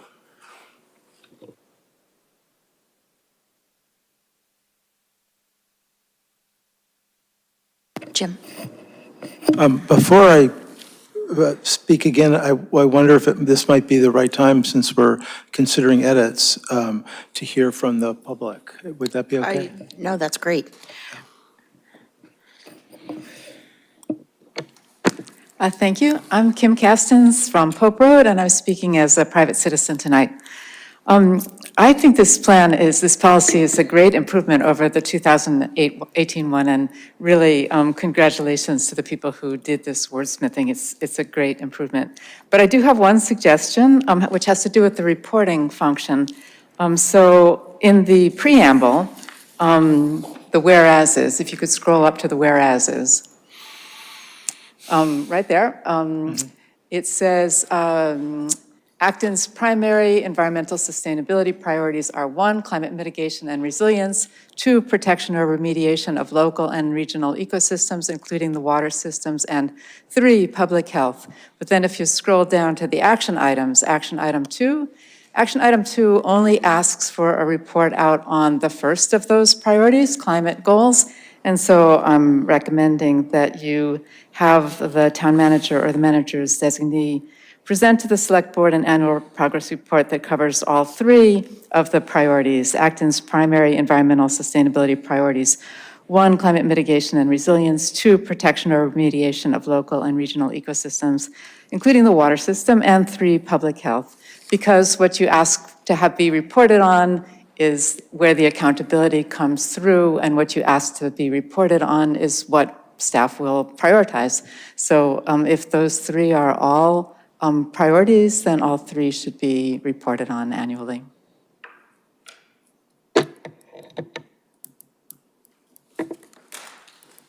David? I think we need to be careful here. So first of all, the whereas clauses are not what we're asking staff to do. The whereas clauses are why we're asking staff to do something. We're not asking that to be done. And second is,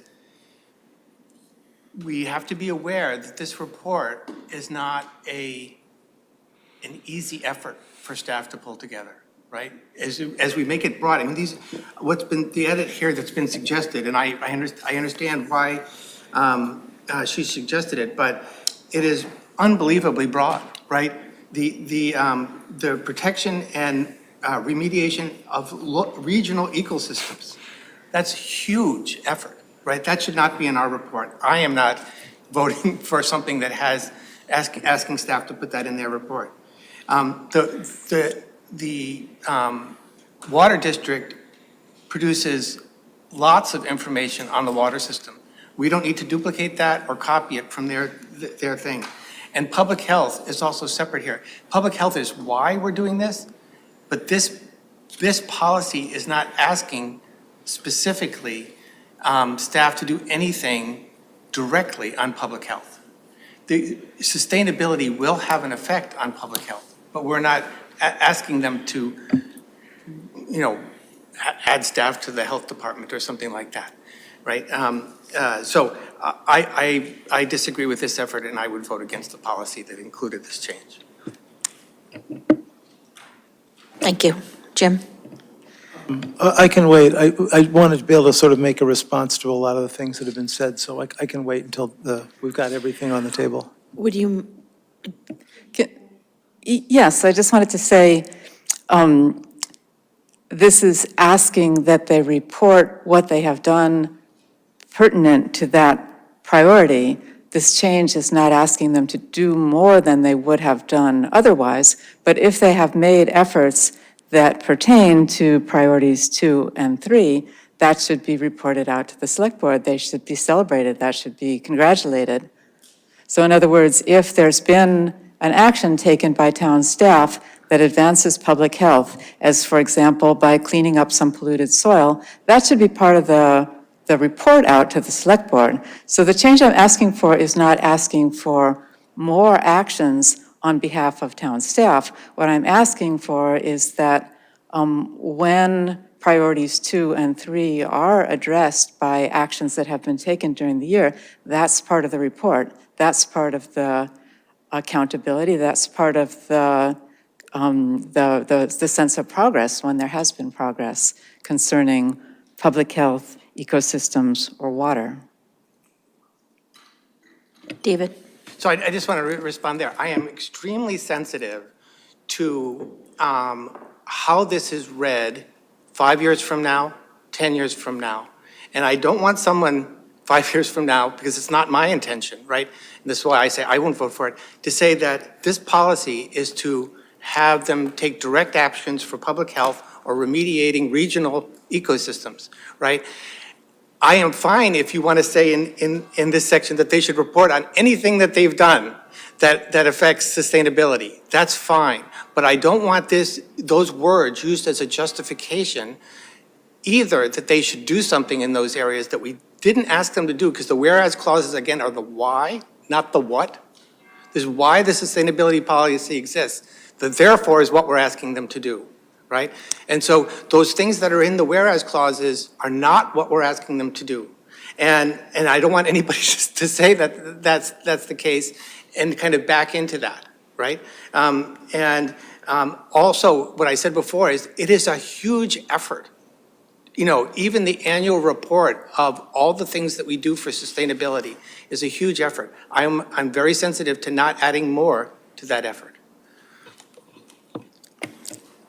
Alyssa?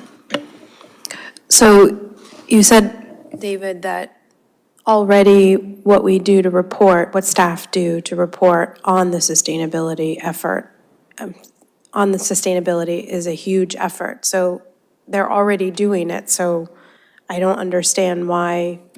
I mean, in number 3, there are all sorts of very specific, the climate action tracker and the greenhouse gas inventory reports and the mitigation and resilience that's associated with the municipal vulnerability plan. So I support this suggested edit, and this would actually incorporate what I was speaking about in terms of, it doesn't spell out, number of acres lost and protected of land, but the protection or remediation of the ecosystems, I think, captures my suggestion. And I don't think it's a duplication of effort, because a duplication of effort in my mind means that two entities are doing the same work. Whereas, you're saying that the water district has this report on water. Well, they don't come to the select board meeting and present it to us. So this would be a way to just capture that. Just like the comprehensive community plan involved the school district and the water district. And so planning staff just had to send an email to say, fill out the parts of the table that apply to you and your work and your goals and what you accomplished. So I don't see it as, they're already doing the work. This just compiles it into a single report. So for me, it just seems like it's copy and paste and some email communication to the entities that could provide this. I remember that the Board of Health just recently, Kim, you might remember, because you and I were following it at the same time, they just updated a bylaw, 11, I think. Yeah, they updated stormwater bylaws. So that would just be, we did this work, it's already going to be in the annual report, so it would be nice to have it included in a report on the sustainability work that the town is doing. Yeah. Along with all of these other itemized details. So I feel like either you do think that protection of ecosystems and water systems and public health as it pertains to the environment are important, or they're not important. If they're important enough to talk about at a future select board meeting at the time of this annual report. If they're not important, then you shouldn't pretend to the town that they are important by putting them as items 2 and 3 in the whereases. So if they're important, they should be reported on. If they're not important, then let's not pretend that they are. We'll go back to the old wording which didn't mention anything about ecosystems, water, or public health. So if we're going to strengthen the rationale, then we should strengthen the process. So as I said, I'm not asking for additional effort on behalf of any of town staff in terms of accomplishing things that they wouldn't otherwise. The stormwater example is a good example, or another example is recently the Board of Health also took up the question of salt in the water supply, in the public water supply, which ties into road salt, which ties into conductivity in local streams and salinity of local streams. So that's a case where an existing board did an existing activity that pertained to public health as impacted by an ecosystem service. So that would be the kind of thing that would be appropriate to report out under the public health part of this reporting requirement. So in other words, not telling the Board of Health they have to do more work than they were doing otherwise, but rather to acknowledge when it's time to wrap up for the year, what did we, the town of Acton, accomplish in terms of environmental sustainability, not just to report out on climate goals, but to report out on a broader suite of environmental accomplishments for the year.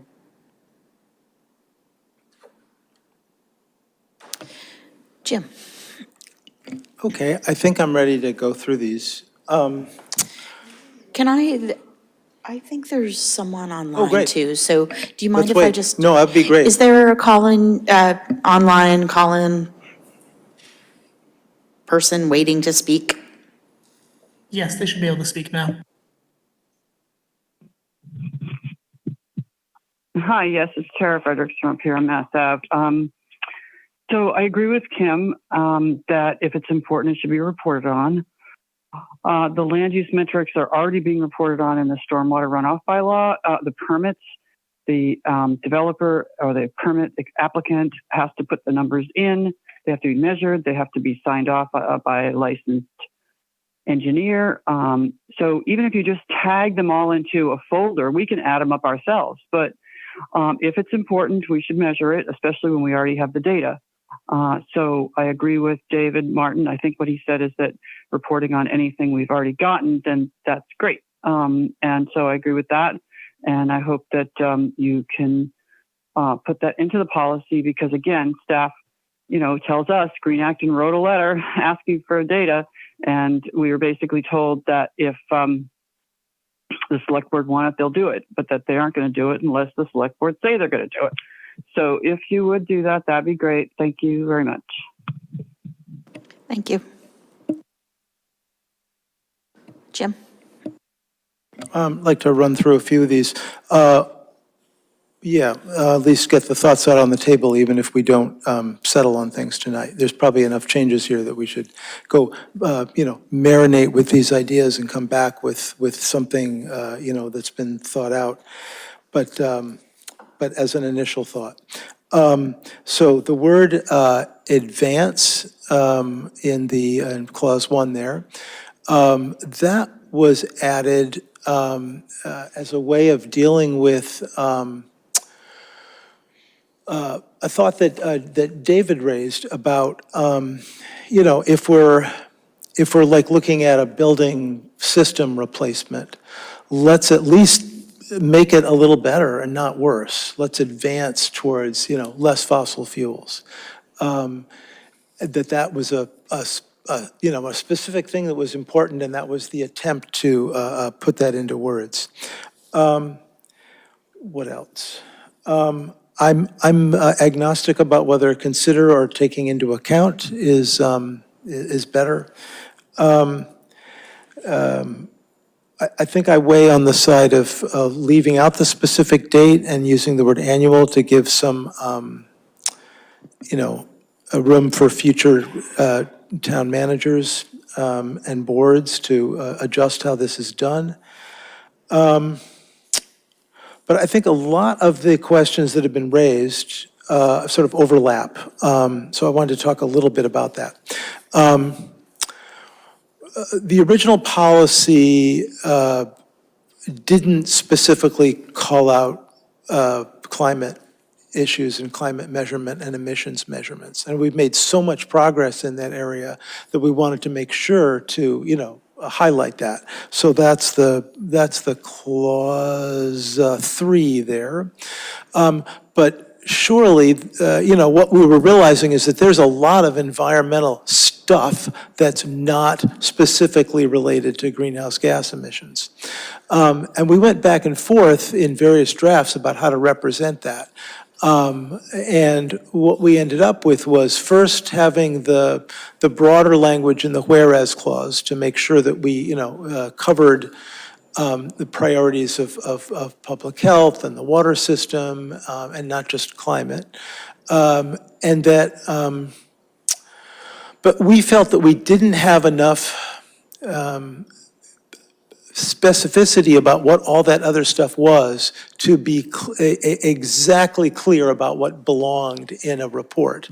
So, for example, if we,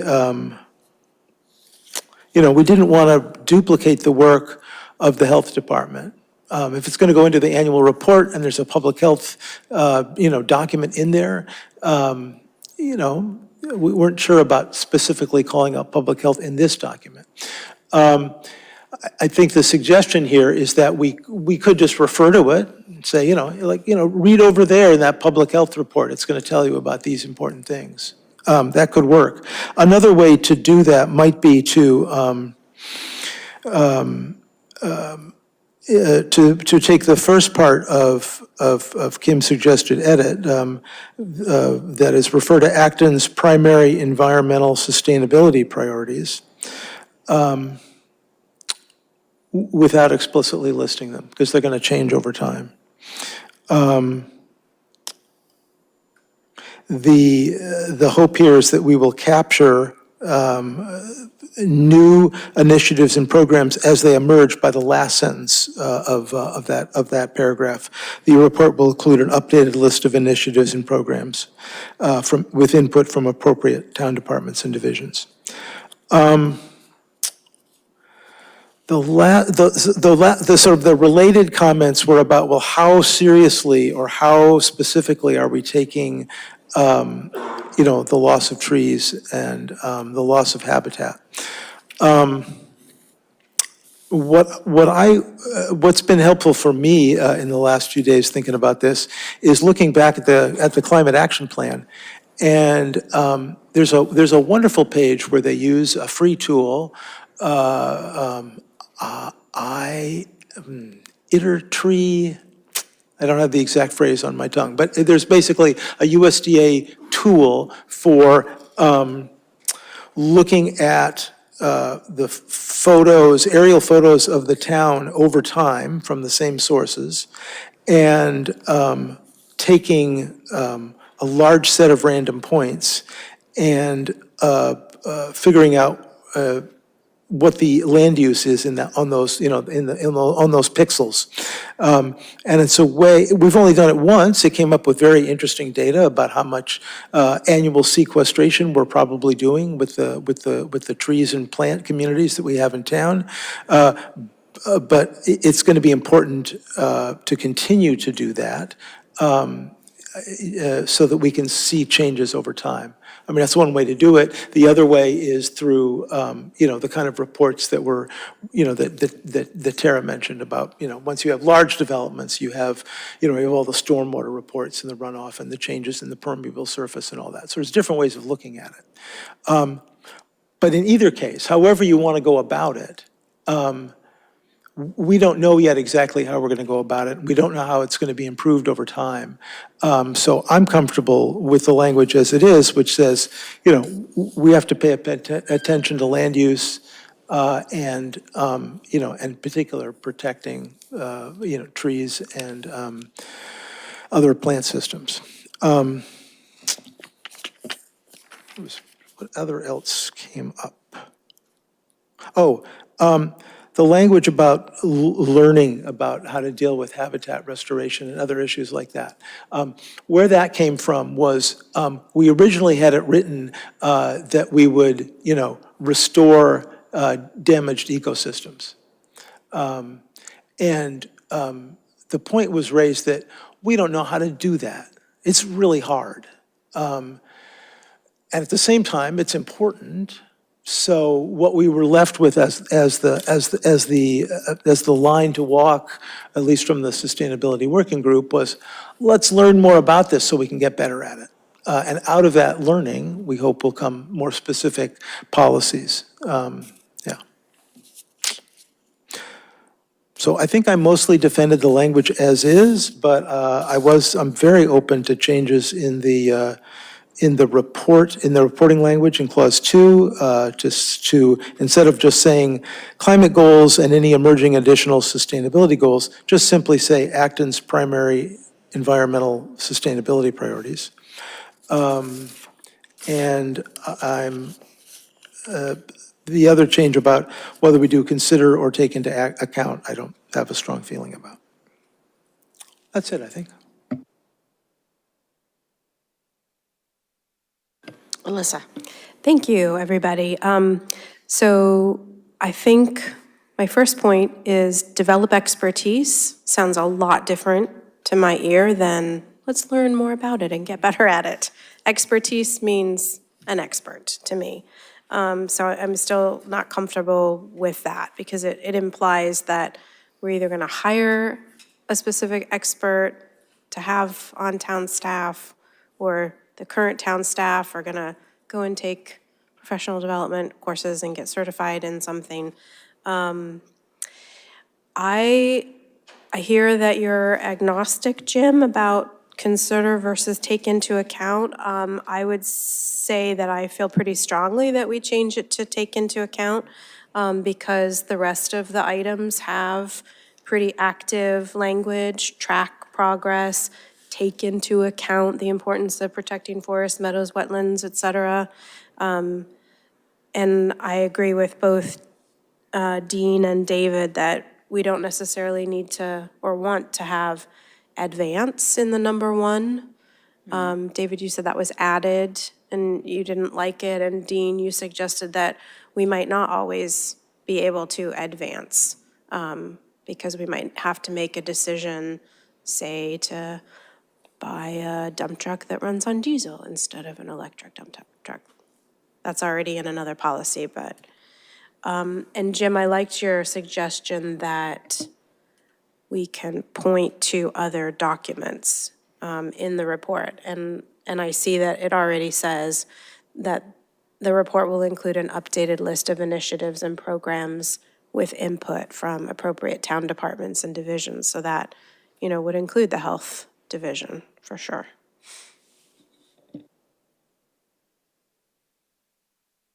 Jim? I'm very comfortable taking out the advanced language and making it simpler. So it simply says, let's see, how does that, and if we also have a take into account environmental sustainability in policies, budgets, bylaws, projects, purchases, and contracts. I think that's simpler and stronger. And the placing advance there was to deal with a specific concern that David raised, that and he doesn't like the language the way, with that word in it, so I'm fine with taking it out. And the other point was about the develop expertise. Softer language might be to continue to learn. Let's see, where is that? That's at the end of number 4. The town staff will continue to learn about improving ecosystem functioning? Maybe making an effort towards improvement of ecosystem functioning, and that could just cover anything, whether it's a consultant or, volunteer boards and committees with that expertise. Can you say those words again? The town will, I said make effort, but put forth effort to improve ecosystem functioning. So actually put forth the effort to improve it rather than to learn more about it. I mean, that's fine by me, but I don't know if that's too much to ask. Well, the effort would cover learning as well as implementation or outsourcing. Got it. Yep, that could work. Or just replace develop expertise to with strive to.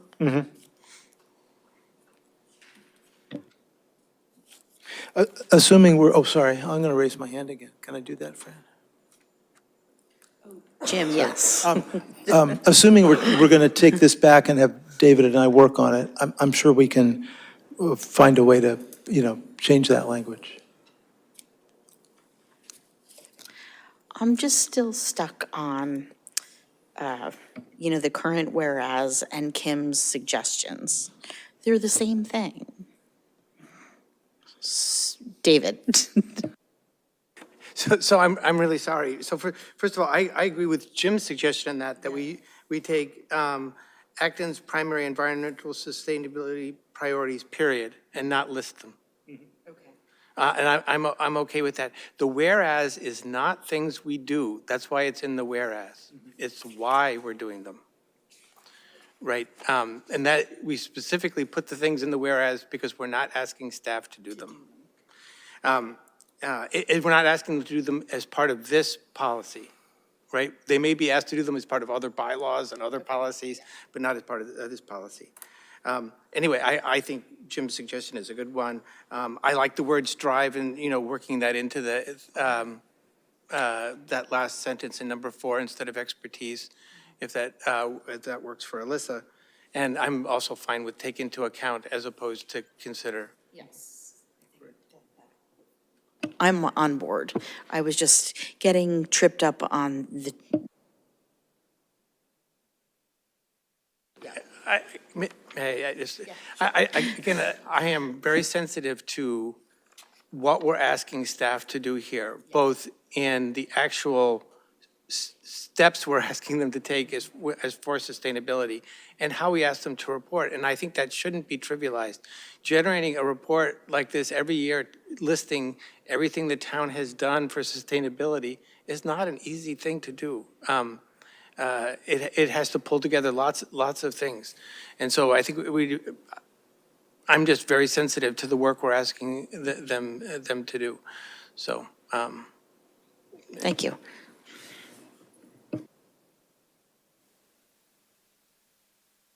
Kim. So is it your sense or the board's sense that the next step is to have David and I take this feedback and turn it into a next version of the document? Yes, that would be great.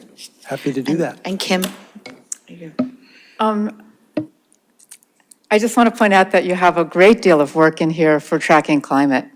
In bullet 3, that is a huge effort for one particular kind of sustainability. And to say that we don't want to do even a tiny bit of tracking and reporting work for the other kinds of sustainability seems somewhat lopsided to me. So I would really like to see all 3 specified, but I could certainly live with Jim's amputation of the sentence because, 2 paragraphs earlier, it did spell out exactly what the primary environmental sustainability priorities are. So it seems like it's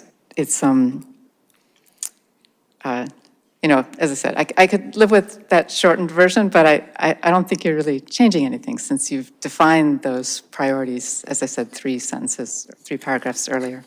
But anyway, it seems a little lopsided to me, but overall, it's a much better policy than we had in 2018, so it's good progress all around.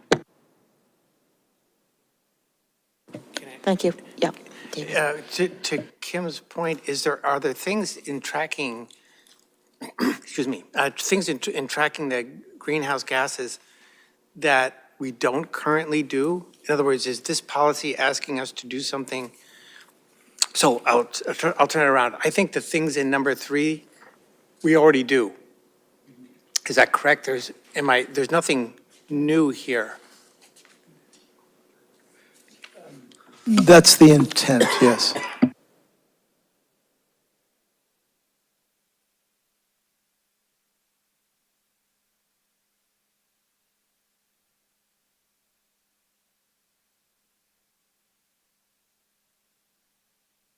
So you'll come back at maybe our next meeting, Jim, with it? Yes, thank you. Moving on to authorize purchase and sale agreement for 19 and 35 Wetherbee Street. So this is the land acquisition that we've been working on. That was the subject of the special town meeting that we'll be discussing just after this. The board authorized me to sign a letter of intent with the seller that has been completed. The purchase and sales is currently being finalized. It's not ready right now, but the terms of it are generally what you've already understood about the acquisition. But since we don't have it for you, it probably makes sense to wait until your next meeting. But I'm happy to answer any questions about it in the meantime. I think some of the things that we're still trying to finalize are the due diligence period. We need to do a survey. Surveyors are busy right now, so it's not really fitting within the due diligence period, so we're trying to figure out that. Other things are just trying to get the language right on what the obligations are of the seller as it relates to the condition of the property when we're to acquire it. As you know, there are radio tower type structures and things like that throughout the property. There's a house. There's probably some type of septic system of some sort that was for the house. All those things will have to be sort of addressed by the seller. And we're just trying to finalize that in the P&S.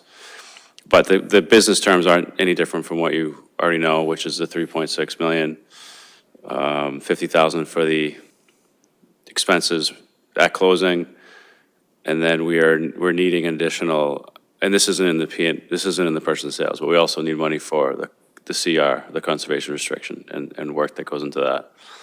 That's going to be on the warrant. So, any questions about the purchase and sales? You can also authorize me now if you like, but I understand if you want to see it first. What do you think? I'm not asking you, I was asking you specifically, but. I think we should see it first. Yeah. Yeah.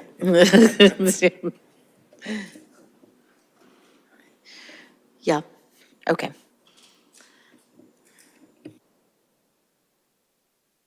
Thank you, John, for continuing with that. Thank you. Number 10, review special town meeting warrant and assign select board members to articles and consider voting recommendations.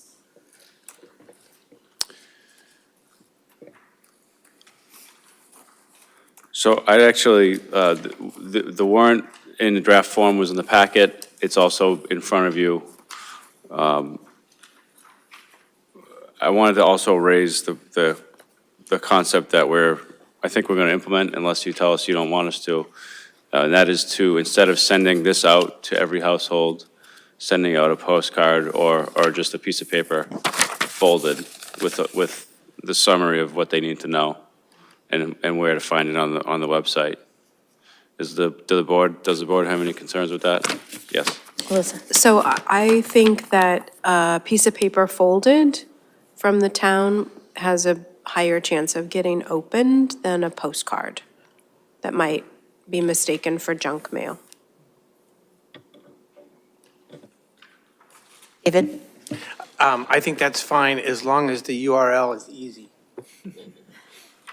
Right, so, no. I know what you mean, yeah. actonmag.gov/November STM, I don't know what but it needs to be typable, not, tiny URL / uppercase J, 1, lowercase d. I'm with you, et cetera. yeah. No, I was actually just looking at that. We'll try to do a QR code too, but we'll also do a nice, easy shortcut that people can just type in, actonma.gov something. Thank you. Quick, yeah. Okay, did you want me to go through do you want me to go through the articles? Alyssa? So I was going to suggest a QR code Yeah. as well. So I support that. Jim, sorry. In the thing that gets mailed, you'd include the meeting accessibility and the transportation information? Yeah, if we do a page folded in half, we would be able to do basically the first page and then whatever else we can fit on that, yeah. Okay. And because we also have to put the postage thing. Okay, yeah. And I had a question about the meeting accessibility part. So last year, we sort of scrambled at the last moment to, with town council support, to accommodate people who medically couldn't be in the room to participate in the voting. And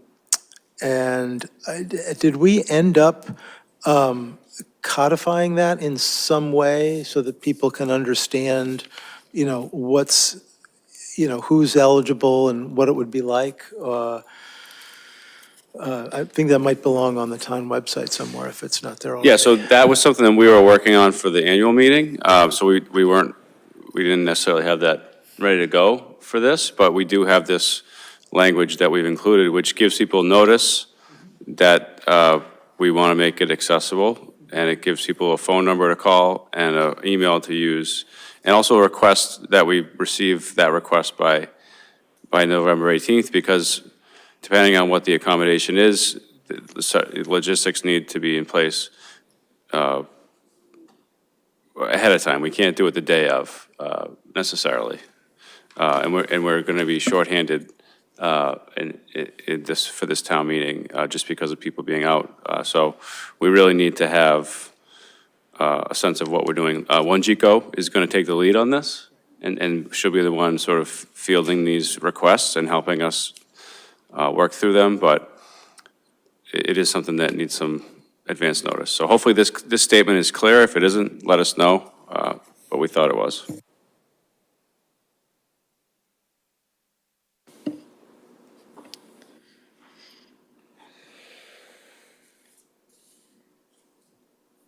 So, do you want, no, no, I just wondered how we would want to choose our, articles. Whether it would just be like, Alyssa? Sure. So I just have a question about, I'm a big fan of providing more information rather than less, but sometimes that gets me into trouble. I'm wondering I like the inclusion of meeting accessibility information and who to contact, and it's under the Americans with Disabilities Act, and by what date. I was really, really happy to see this, thinking back to our annual meeting earlier this year. The question I have about additional information is, do we want to say something about the fact that the usual privacy laws do not apply, so maybe Wanjika won't get yelled at? Because people are going to be surprised, maybe if they've never gone through this process, that we need to know a specific information about the disability, which is usually not allowed to be asked. So I guess it's not really a question for the board members, but a question for John, just to consider. I don't know if other towns have done that, but just like a nice heads up that somebody who's calling should be prepared to detail the accommodations that they need based on their disability, and that's usually something that is illegal to ask about. Okay, sure.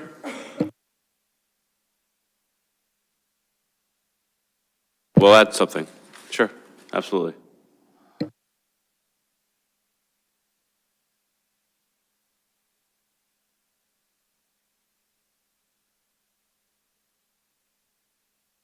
David?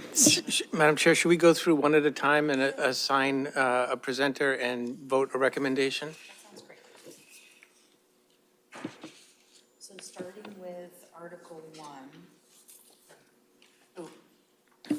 So starting with Article 1, authorize acquisition of property located at 19 and 35 Wetherbee Street. I move that the Select Board recommend the acquisition of the property located at 19 and 35 Wetherbee Street. Second. All in favor? Aye. Yes. Madam Chair, David? Oh, Dean? Sorry. Following the same thought, I would recommend that the appropriate person to make the presentation on this would be the Select Board's representative to the Open Space Committee, which would be David. I second. Sorry. And more conversation on the table? Have you discussed this with the Open Space Committee to find out whether the chair is prepared to do the presentation? Because I know she's a new chair, and Andy McGee would give the presentations in the past. That doesn't necessarily have to be what we do now. So that depends on the situation. Select Board members have given open space presentations in the past as well. But actually, she told me she's not interested in presenting.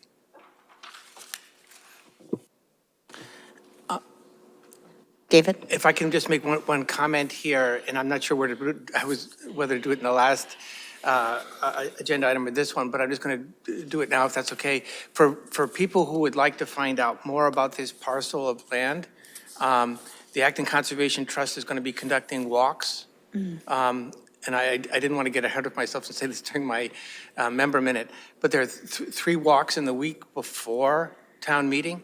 The walks will be listed on the Acton Conservation Trust website, which is actonconservationtrust.org. They're not there right now, but they will be. The 3 walks will be at 2:15 in the afternoon on Wednesday, November 20th, 1 o'clock in the afternoon. I guess that makes sense. That could be 1 o'clock in the morning. 1 o'clock on Friday, November 22nd, and 1 o'clock on Sunday, November 24th. That's the day before town meeting. Thank you for that. So they'll meet on Wetherbee Street. The details will be on the actonconservationtrust.org website. That's a great idea. Jim? David, since you've been in touch with ACT, is it accurate, the description in the summary now? In addition, Acton Conservation Trust has pledged $100,000 as a gift to the town for the express purpose of assisting in the acquisition of these parcels. That's absolutely true, and, we're extremely grateful for their fundraising on this, and that's an enormous amount of money. They had indicated that they would do this in the past, and they announced it at the most recent open space meeting for sure. So it's a wonderful thing. Dean? So just to clarify, so if they're pledging $100,000 a gift to the town, will that be able to reduce the ask that we're bringing to town meeting? So we need to be a little bit flexible here, but the total of the three numbers meaning the use of the set aside, or the four numbers, the use of the set aside, the borrowing that CPC would authorize, the $500,000 grant and the from the land trust, and the $100,000 gift from Acton Conservation Trust have to add up to $3,680,000. And the $80,000, which is above the purchase price, it takes into account the closing costs and conservation restriction costs. So I hope that before we get to town meeting, if there can be a spreadsheet put up to explain where all these numbers came from, who's bringing money forward? Is it set aside? Is it borrowing? Commonwealth is donating money, providing money. If Conservation Trust is, we just need to have a full listing so we know who all the players are and what they're bringing to the table. David? Yeah. Thank you for that. I intended to do that in a presentation. I don't think there'll be that many slides, but I intended to show a couple maps of the place, a couple photographs of the place, how we got to this property, why, and the numbers.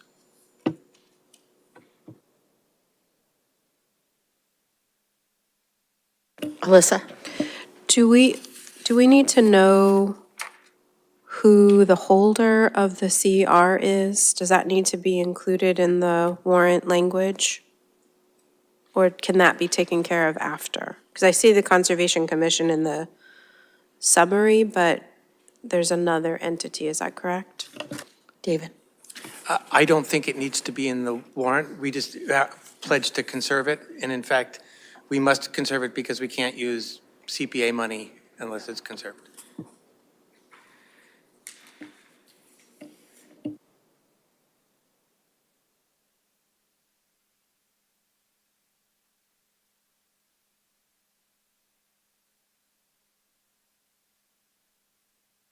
Vote to, okay, no. We don't have to vote on liaisons. Yeah, we did vote, but we don't have to vote on liaisons.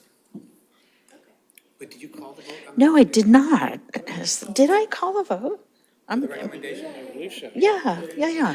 Yeah, I just heard a motion for who would be doing the presentation, so I thought, and a second.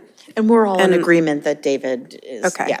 We don't need a vote, we just thumbs up. Yes, can I just make one? So I just want to say that even at town meeting, we may not know who's holding the conservation restriction. One thing that was said at the open space committee meeting, the folks that we're reaching out to hold the conservation restriction, their board meeting is after our town meeting. And so they can't say that they will until the board meeting, they have the board meeting.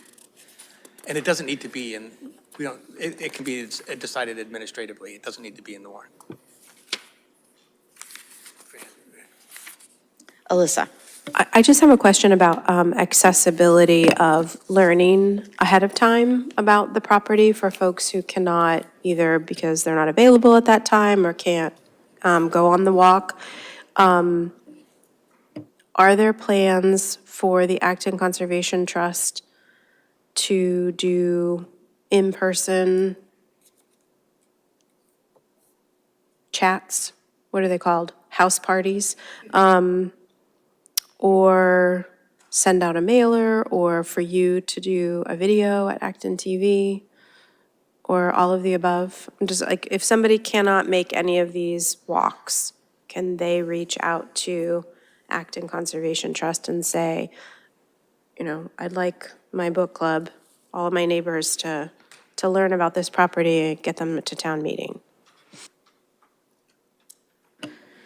David? I don't want to speak for them, but I'd be happy to reach out and see if they're interested in doing that. I suspect that they might be, because they're eager to do that. Maybe they can put that on their website as well. And I'm happy to reach out to Acton TV and see if they'll, I think this article is probably the only one that's big enough to record something about, but I'm happy to record something at Acton TV. I'm going to let Susan speak to our conversation. Susan Mitchell-Hart?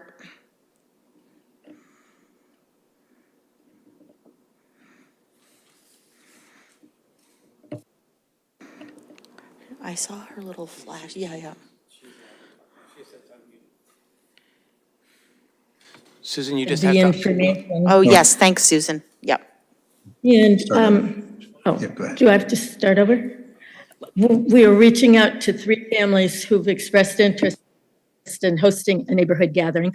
Would you like us to host an information session at the library, something like that? Because we would be happy to do that as well and make it more open to the general public. That sounds great. Thank you for offering. Okay, we'll explore that too. So, yeah, we want to do everything we can to get the word out.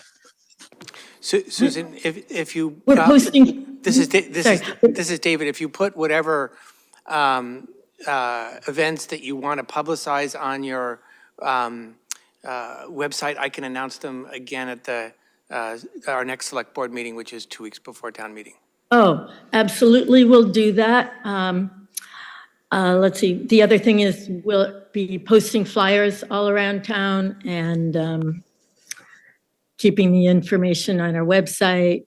And we'd like people to post it, people who have Facebook pages and Instagram sites and that type of thing. And we'll do a mailing also, to targeted mailing. Thank you, Susan. Thank you. Any questions? Any more discussion, folks?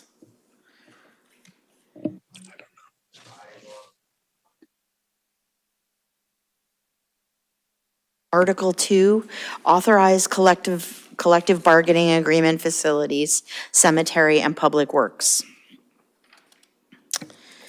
This is going to be a game time thing. We, as of yet today, don't have a tentative agreement with them. So So we were, again, working to finish that biannual, and with this opportunity coming up, we've been trying to squeeze it in. So we'll know. We're not going to know tonight or tomorrow night. So I think it's going to have to be one of those, not too deferred, as we do sometimes with those.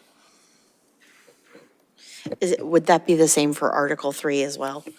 Yes. Yeah. Although that one, there's a chance we'll know tomorrow, but Okay, yeah. probably.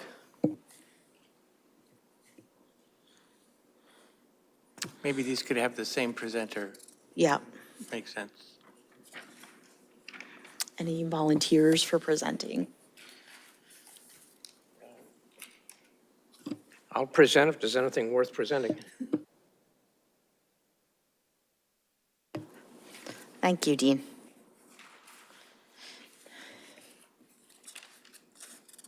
And we'll just defer them until we know more. So Article 4, town capital purchase, replacement of ambulance. So this is one of two articles that are on the warrant, which we would, again, intending to bring to the annual meeting, but with this opportunity, we thought it was important for us to consider doing it sooner, just because it takes forever to get these things built. But there are two articles related to acquiring a new ambulance to replace our existing reserve ambulance, which is 2015. And they're running all the time.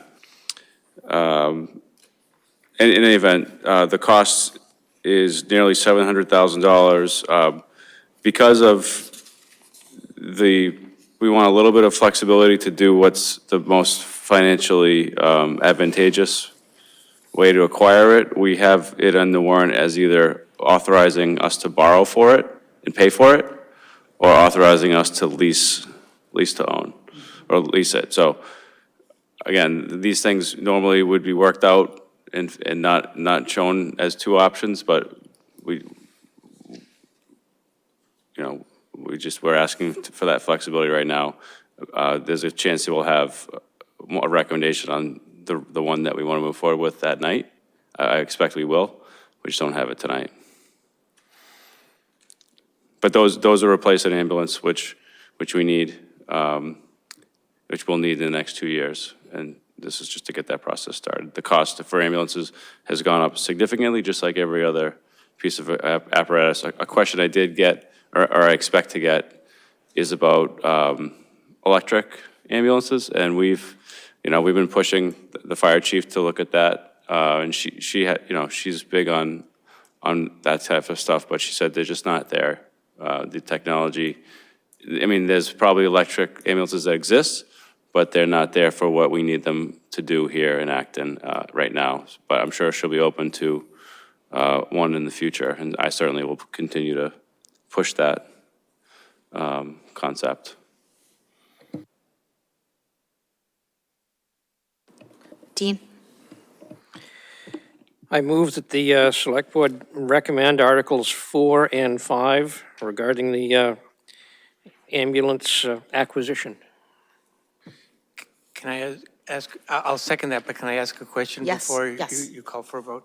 I have two questions. Will the payments, the debt service for, if it's borrowed or leased for that matter, the paying for this come out of the ambulance enterprise fund? Yes, that's my recommendation. I think that's how it should be, yes. And will this ambulance become a primary service ambulance, and one of our existing primary service ambulances becomes the standby, and the standby gets sold? Yes, that's the new one gets frontline duty, and then we shift them all down, yes, absolutely. Thank you.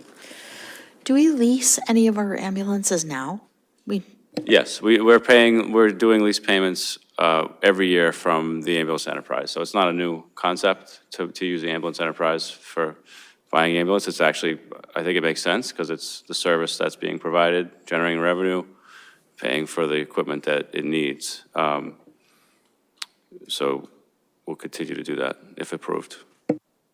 Thank you, Jim. Are we then, one of these we're going to pass over after you've done more analysis, or what? This all came together Friday. Okay. When I wasn't involved, so I'm doing my best to work through it. But that's, we'll have that all straightened out for the Finance Committee tomorrow night.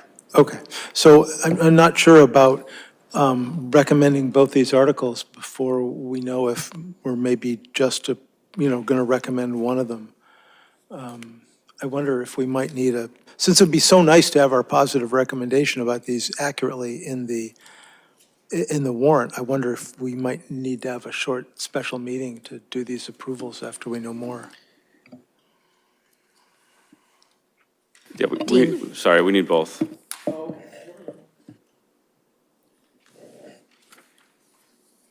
So we do have, Alyssa.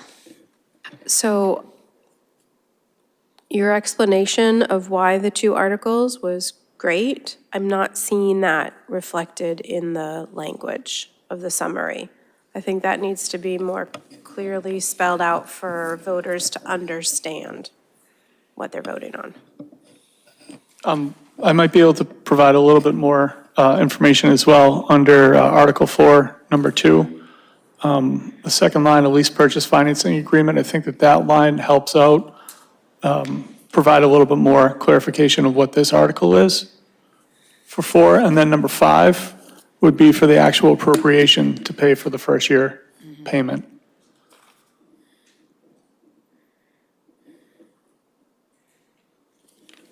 Because I think the title of Article 4, where it says capital purchase without a mention of a lease, doesn't provide all the information. It's the second paragraph underneath that article that actually refers to the actual lease to purchase. Okay, so this is definitely a lease to purchase, not an outright purchase. Is that? That's correct. That's how this article is written. And then Number 5 is to appropriate the funding to pay for that first year. Okay, got it. Thank you. You're welcome. David? So usually we do that in one article. So Article 6 at the annual town meeting, for all the borrowed capital purchases, occur authorization to borrow the money to buy the thing, and first-year debt service. So I don't know why these are two. Maybe there's a special case here, but we usually, the wording is long for the moderator to read, but it has both elements in one, so both either pass or don't. I don't know if that's possible here. If not, I think we can vote both and Alyssa, sorry. There's two different votes. There's a 2/3 vote for Article 4 and a majority vote for Article 5. So how can they be in the same article if they're two different thresholds? In that case, you would have to take the the harder threshold, and that's a higher standard to get the thing. You normally wouldn't need it. David? And oddly, if we had 60% support at town meeting, we would be authorized to make the first payment on something we didn't authorize to buy. So that would be kind of weird. Hopefully at town meeting, if the first one doesn't pass, we move to take no action on the second one. But anyway, we always do this in one article for Article 6, which we do every year at town meeting in one vote.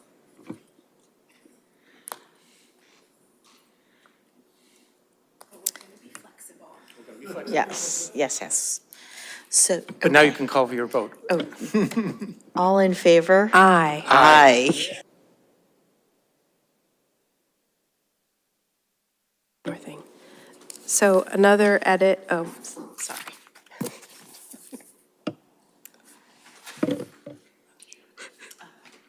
Sorry, I'm going rogue here. I noticed that we need a direct inquiries under Article 5 and also Article 6. And I'm wondering if that changes what's written here.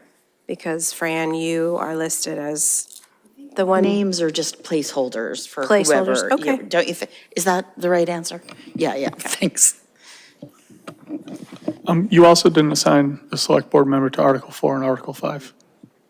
I think Dean probably knows the most about these so far. I mean, I'm Yes, happy to yeah. present as well, but I think Dean already has more background. Thanks, Tom. Yep. So we're, Dean.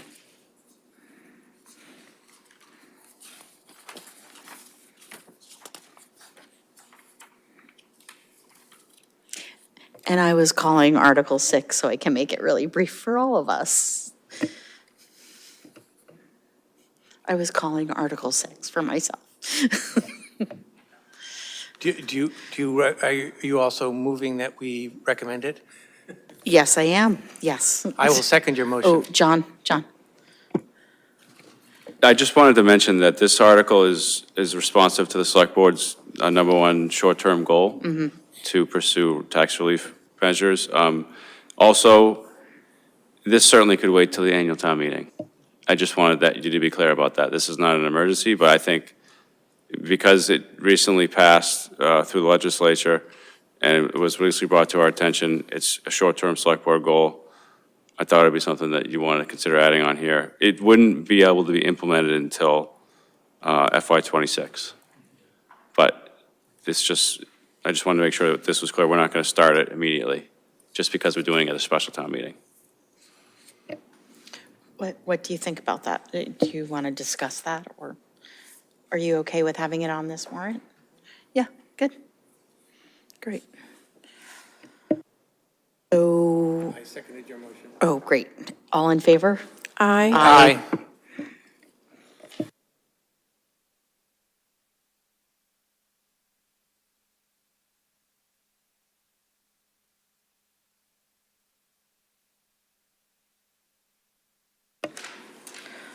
So moving on to update from the Acton Leadership Group.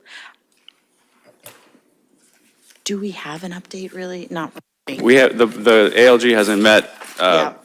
since our last update to the board, but I think it's just meant to be a standing item for you all to add any input or thoughts that you have to the two representatives, or to me or to us, as we work on the ALG process. Our next meeting isn't scheduled until I think at the end of this month, so we have some time.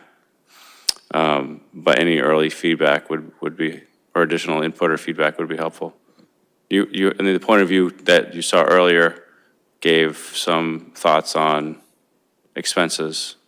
So if any of that you wanted to have us consider as we're doing our work, that, you could let us know here.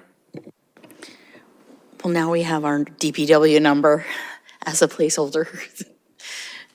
Right. Dean, sorry.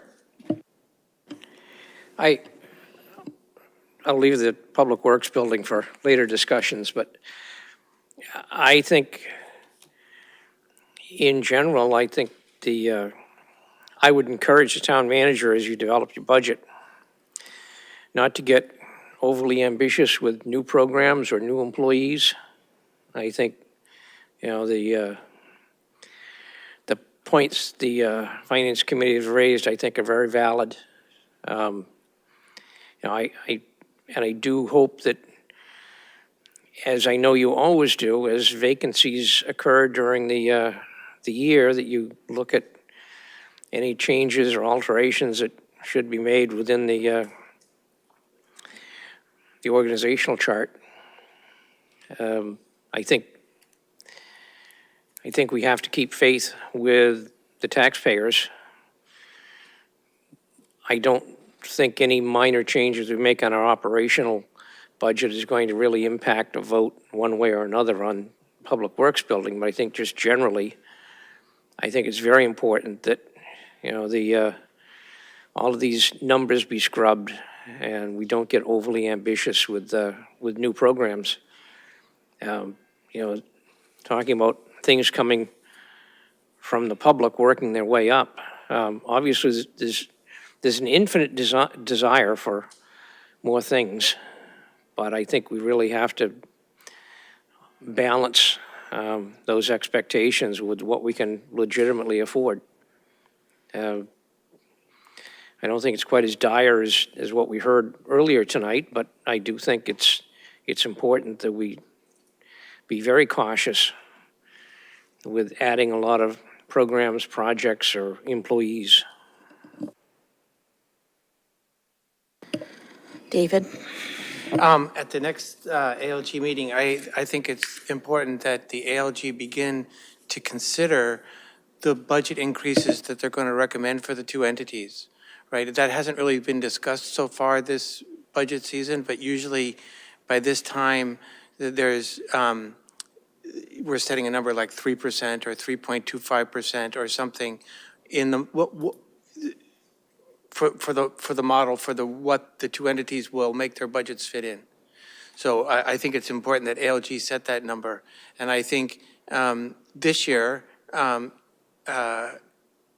it's important that that relative number be the same for the town and the school district. The school district obviously takes twice as much revenue as the town, but the relative, the percentage increase should, in my view, be the same without unless there's evidence that, one entity or the other really needs a bigger increase. So anyway, I think it's important that ALG set that percentage, which they usually talk about by this time and hasn't been discussed much. Thank you. I also just want to add to, and just speaking to what you said, Dean, about any new hiring, I think John does a great job of juggling, maybe even, it's amazing to me how many times I see, I don't know, some of our staff in doing jobs that I didn't really think that were their jobs. I mean, they juggle and they really do. I don't want anyone to be overworked and not, feeling like they're just overtaxed as well. So, and I do see folks just, sort of like a little village, jump in when you can. And I know that can be the philosophy of town hall, but it's a lot too. Dean. Yeah, I'm very cognizant of not overworking the staff and, either the product you get from them isn't that good because they're overworked, or you wear them out and break them and then they all leave.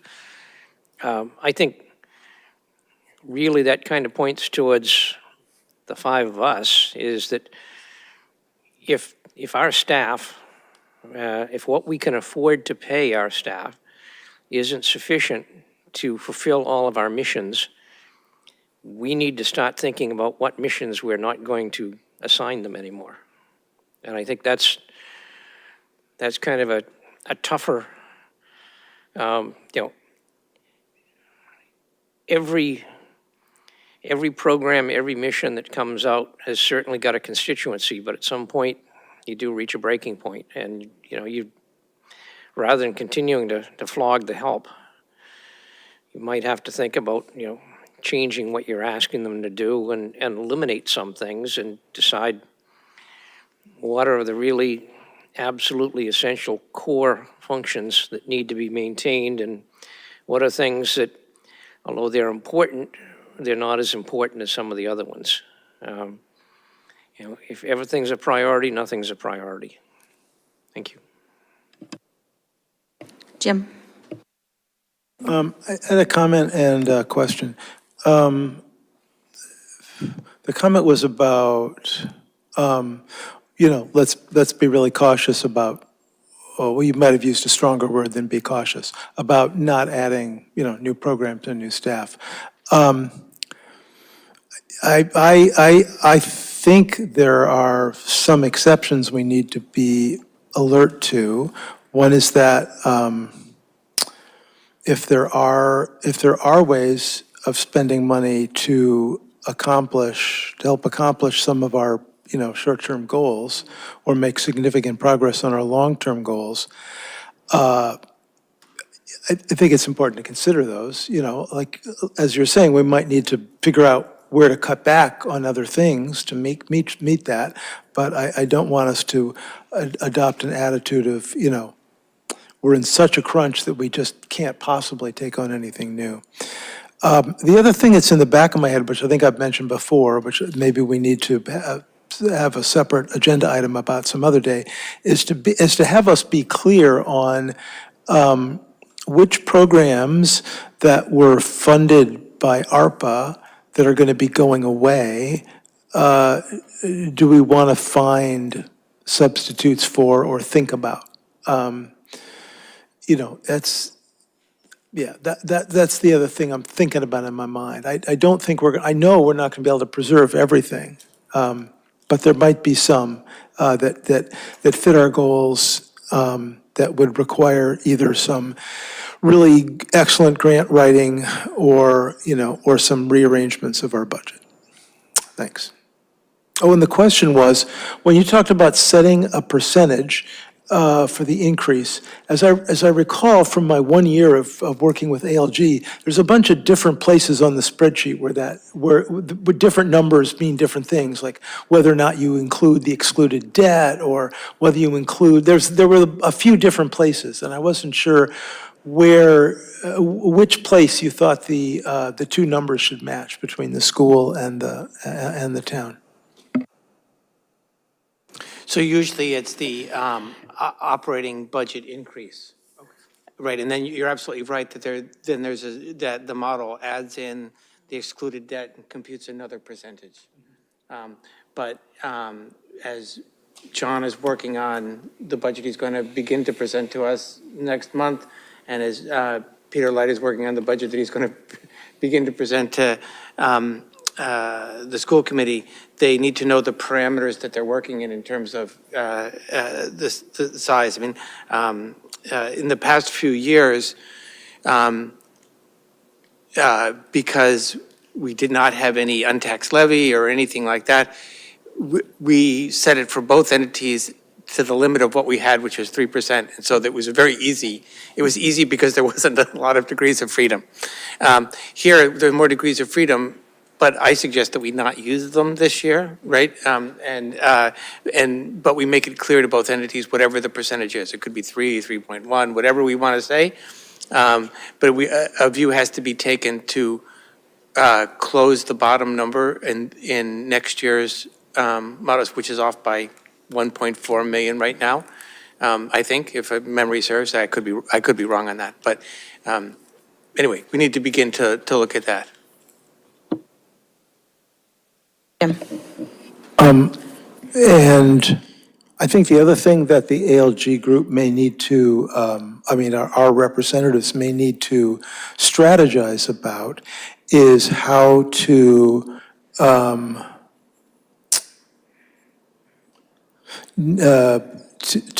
develop an alternate narrative to the FinCom point of view about, not having a capital override.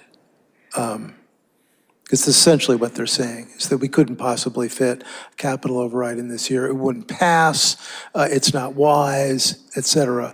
And I think what we've been saying all along is that, no, we do have this one extraordinarily old building with a key function that, needs the support of the town, and we're gonna work like hell to educate the town on the importance of it. But, so just to say out loud what probably I shouldn't have said out loud, but that we need to make sure that the assumptions of the Finance Committee as represented in the point of view on that particular topic need to be challenged. David. So I tried to say last time, and I wasn't pithy in my comments or something because it was misunderstood a little bit. I believe that regarding that, really, the Finance Committee has an opinion to express there, but that ALG does not, for two reasons. One is ALG has, I could not find, ever in the past, come to consensus for or against a debt exclusion number. They just haven't, they've certainly discussed it, but I could not find it, they've always come to explicit consensus on an operating override. They have never come to, as far as I could find, an explicit consensus on a debt exclusion. Maybe because their main purpose is to apportion the general revenue between the school district and the town, and the debt exclusion has nothing to do with that. It does have to do with the tax bill, certainly, and the Finance Committee comments are well considered, and the Finance Committee certainly has a role there by town charter, by bylaws and everything, but I would contend that ALG does not. Second thing is that ALG's charter explicitly says that they recommend the next year's revenue apportionment and plan for future years. So their recommendation is for FY26 explicitly by charter, and the DPW building does not hit FY26. So they, according to the charter, they plan for FY '27 and a few years beyond, but not recommend. So I would contend that ALG has no role to play in the debt exclusion, and that role is between the Finance Committee and the Select Board. I think we need to have, good discussions with the Finance Committee and Select Board, and kind of to Dean's comments a couple times during this meeting, eventually the town meeting members will decide. Alyssa. Thank you. I also heard that discussion and what I think was confusion, because many of the FinCom members said absolutely ALG discusses it. And that's not what you said. You said specifically they don't come to consensus. But I wouldn't go so far as to say there's no role for ALG there. Because, as we heard tonight, from the point of view, the taxpayers get a single tax bill. So, but you are correct that it doesn't hit in FY '26. So as far as my input to the ALG process, I think that there could be room for a higher than usual increase to the tax relief that's available, because I've seen the subscribers, the number has steadily increased over the past several years. So maximizing that, and I can't remember what it's called right now. There's a specific word. Overlay, thank you. I don't know why anybody called it that, but that's what it is. Actually, there were a couple of sentences in the point of view that ruffled my feathers about the debt exclusion. The sentence was, any debt exclusion goes straight on top of the tax bill, but to David's point, it actually doesn't for 2 years, 3 years? Is it hitting the tax bills in FY '27 or '28? Probably '27. Okay. But for any given project, it depends on how the construction funding is done. Right. Right. In this project, it will not hit in '26. In fact, even if it was going to, we could make it not, right? We could just say, don't build it for another month, right? It'll hit in '27 by current. It does go on to the tax bills, just not straight away. And that's, I didn't love the language that they used. And then the next bullet was, a refill of the debt is not an automatic right. And I don't think that anybody on this board has ever said it's a right.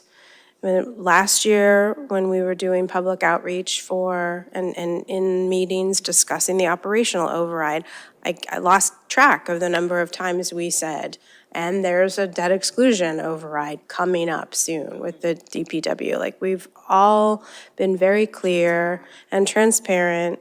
Years ago was the first discussion when Jim said we can't afford it. When it was $10 million less. So I think that I agree with which one of you said changing the narrative there, or at least honing in on the narrative, that it's not that we're assuming that the town has a right to add new debt as old debt falls off. It's just good financial planning, because with construction costs projected to increase, 6% every year. Yeah, when we pay off one car, it's time to look for buying another new car for the other driver in the house. Not that I like to compare household finances with municipal finances, but it does make good sense to have that little gap, debt falling off, new debt coming on, before we get into a situation where we're looking at an even costlier project. So those are my two. I agree with Jim about having a future discussion about looking at ARPA-funded programs that are going to run out of money, but definitely changing the narrative on the debt exclusion and looking to maximize the overlay. Thank you. David? So I also wanted to just to say that when, the DPW building won't hit in FY '26, and how it ramps up after that is a financing plan, and which will have to be developed, by the treasurer for when she sells the bonds and things for this, and probably requires a lot of planning, and will be affected by the construction schedule, right? So if they reduce the construction schedule by 6 months, that tightens up the financing plan. So it's hard to say exactly how that'll happen. And if I may, I'd just like to make a little comment about expenses. Both Dean and Jim and Alyssa talked about the expenses. The only thing I'll say is those are, in my view, hard to do in the abstract. I mean, I agree with the things that all three of you said, but it's really hard, in my view, to say we have to keep the core things and go for this, or we have to, consider other things. It's hard to really define what's core, what's not, because there are some expenses that don't put increased demands on staff. In some cases, they may lessen demands on staff. And there's some things that are small money that we may want to continue to do, like ARPA things, that are not necessarily budget busters.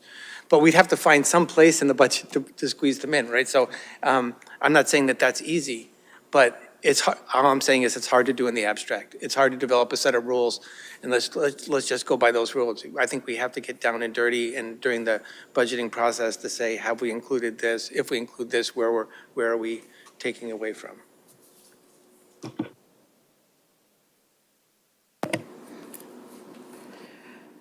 Great. Thank you. On to consent. Number 12, approve meeting minutes, September 23rd, 2024, October 7th, 2024. Approve 2025 proposed select board meeting dates schedule. Hold. Approve 2025 select board fee schedule. Hold. 15, accept a donation of $300 from Dirigible Brewing Company to be deposited in the Acton 250th gift fund. Move to approve consent items 12 and 15. Second. All in favor? Aye. Aye. 13, do you want to speak to that? So I just had this, I had this question just before the meeting, and when it wasn't a simple question, it was going to involve a discussion, it had to be during the meeting. So that's why. The first meeting, according to the schedule, is, I think, January 13th. Our last meeting in December, I think, is December 16th or 17th. I'm forgetting which one. And that's a long space of time. And I was wondering why we weren't meeting on January 6th. That was my only, I went through the whole year-long schedule. That was my only problem with the schedule. We also, on January 14th and 15th, we have budget nights, and putting it on the 13th also means being in this room 3 nights in a row. And the only reason I can think to do it, which is where John comes in, is if he's not going to have the stuff ready for us to consider for the following 2 nights until the 13th, right? If he has to come to the board and ask for, is this what you want me to present tomorrow night? But if that's ready on the 6th, I suggest we meet on the 6th. I was looking at John, actually. It's just the schedule that we laid out during the budget preview for presentations, and so how we're going to do how we propose to do the budget, which I don't know that the board voted on it, but I thought that people were supportive of it at the time, is sort of how we've been doing this, and so that would change, and that's a tough week, the week, the 25th to the whatever, that first week of the year is a tough week to have a big presentation. But if you're saying, Coming off of the if you're holidays, saying you want to yeah. meet both, you want to meet the 6th and the 13th? No, Because that's fine. No, if there's a reason to be the 13th, that's okay. I was just worried about those two things, meeting 3 days in a row in this room, and also going a month with no select board meetings.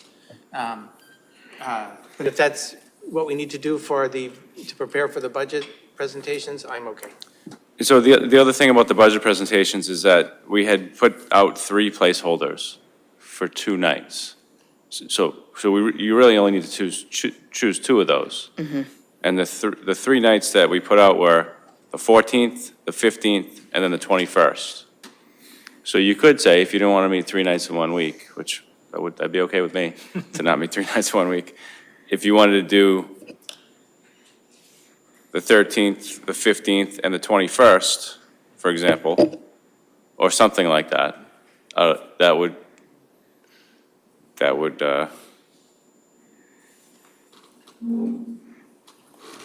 Dean? be better. Yeah, I think what John recommends would actually help me out a lot, because Tuesday, the 14th, is when we're going to be doing a lot of the presentations, hearing the presentations for CPC. So if we just met on the 13th, and then the 15th, and then 21st, that would certainly help my schedule. And it would give you the rest of you guys a one-night breather, to not have to come to a meeting. Alyssa has a thumbs up. Oh, good, thumbs up. Yeah. Jim? A different calendar question. September 22nd, first night of Rosh Hashanah. We typically don't meet on nights of high holidays, Yom Kippur and Rosh Hashanah. It's nicely placed, 2 weeks after the 8th and 2 weeks before the 6th, though I don't know what to recommend about, moving into the 15th or the 29th or whatever, but I just wanted to note that seemed like an issue.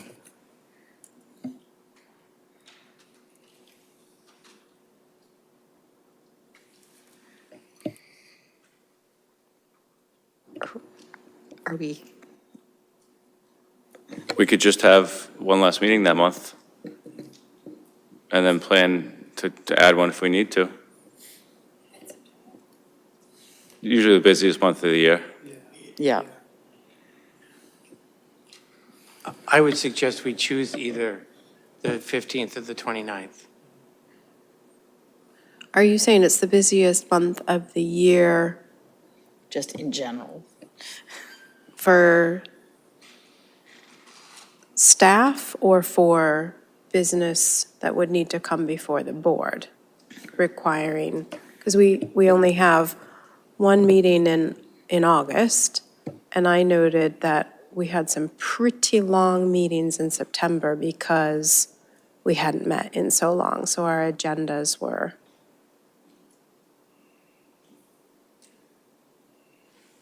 Yeah, my comment was more that a lot of times people defer things like meetings in August, and so September tends to be a very busy month. Okay.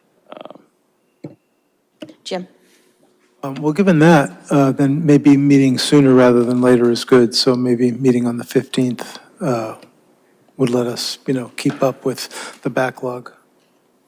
And if the meeting on the 8th got too late, we could at least go, oh, well, let's just consider this a week later. That might be good.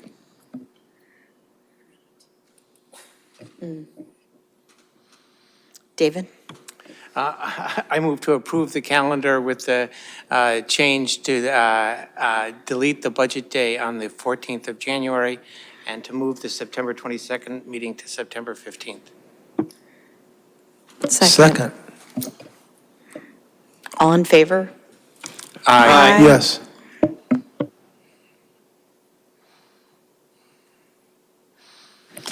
And then number 14. Yes, and I'm sorry for holding these. I was wondering what was changed here, that this came up.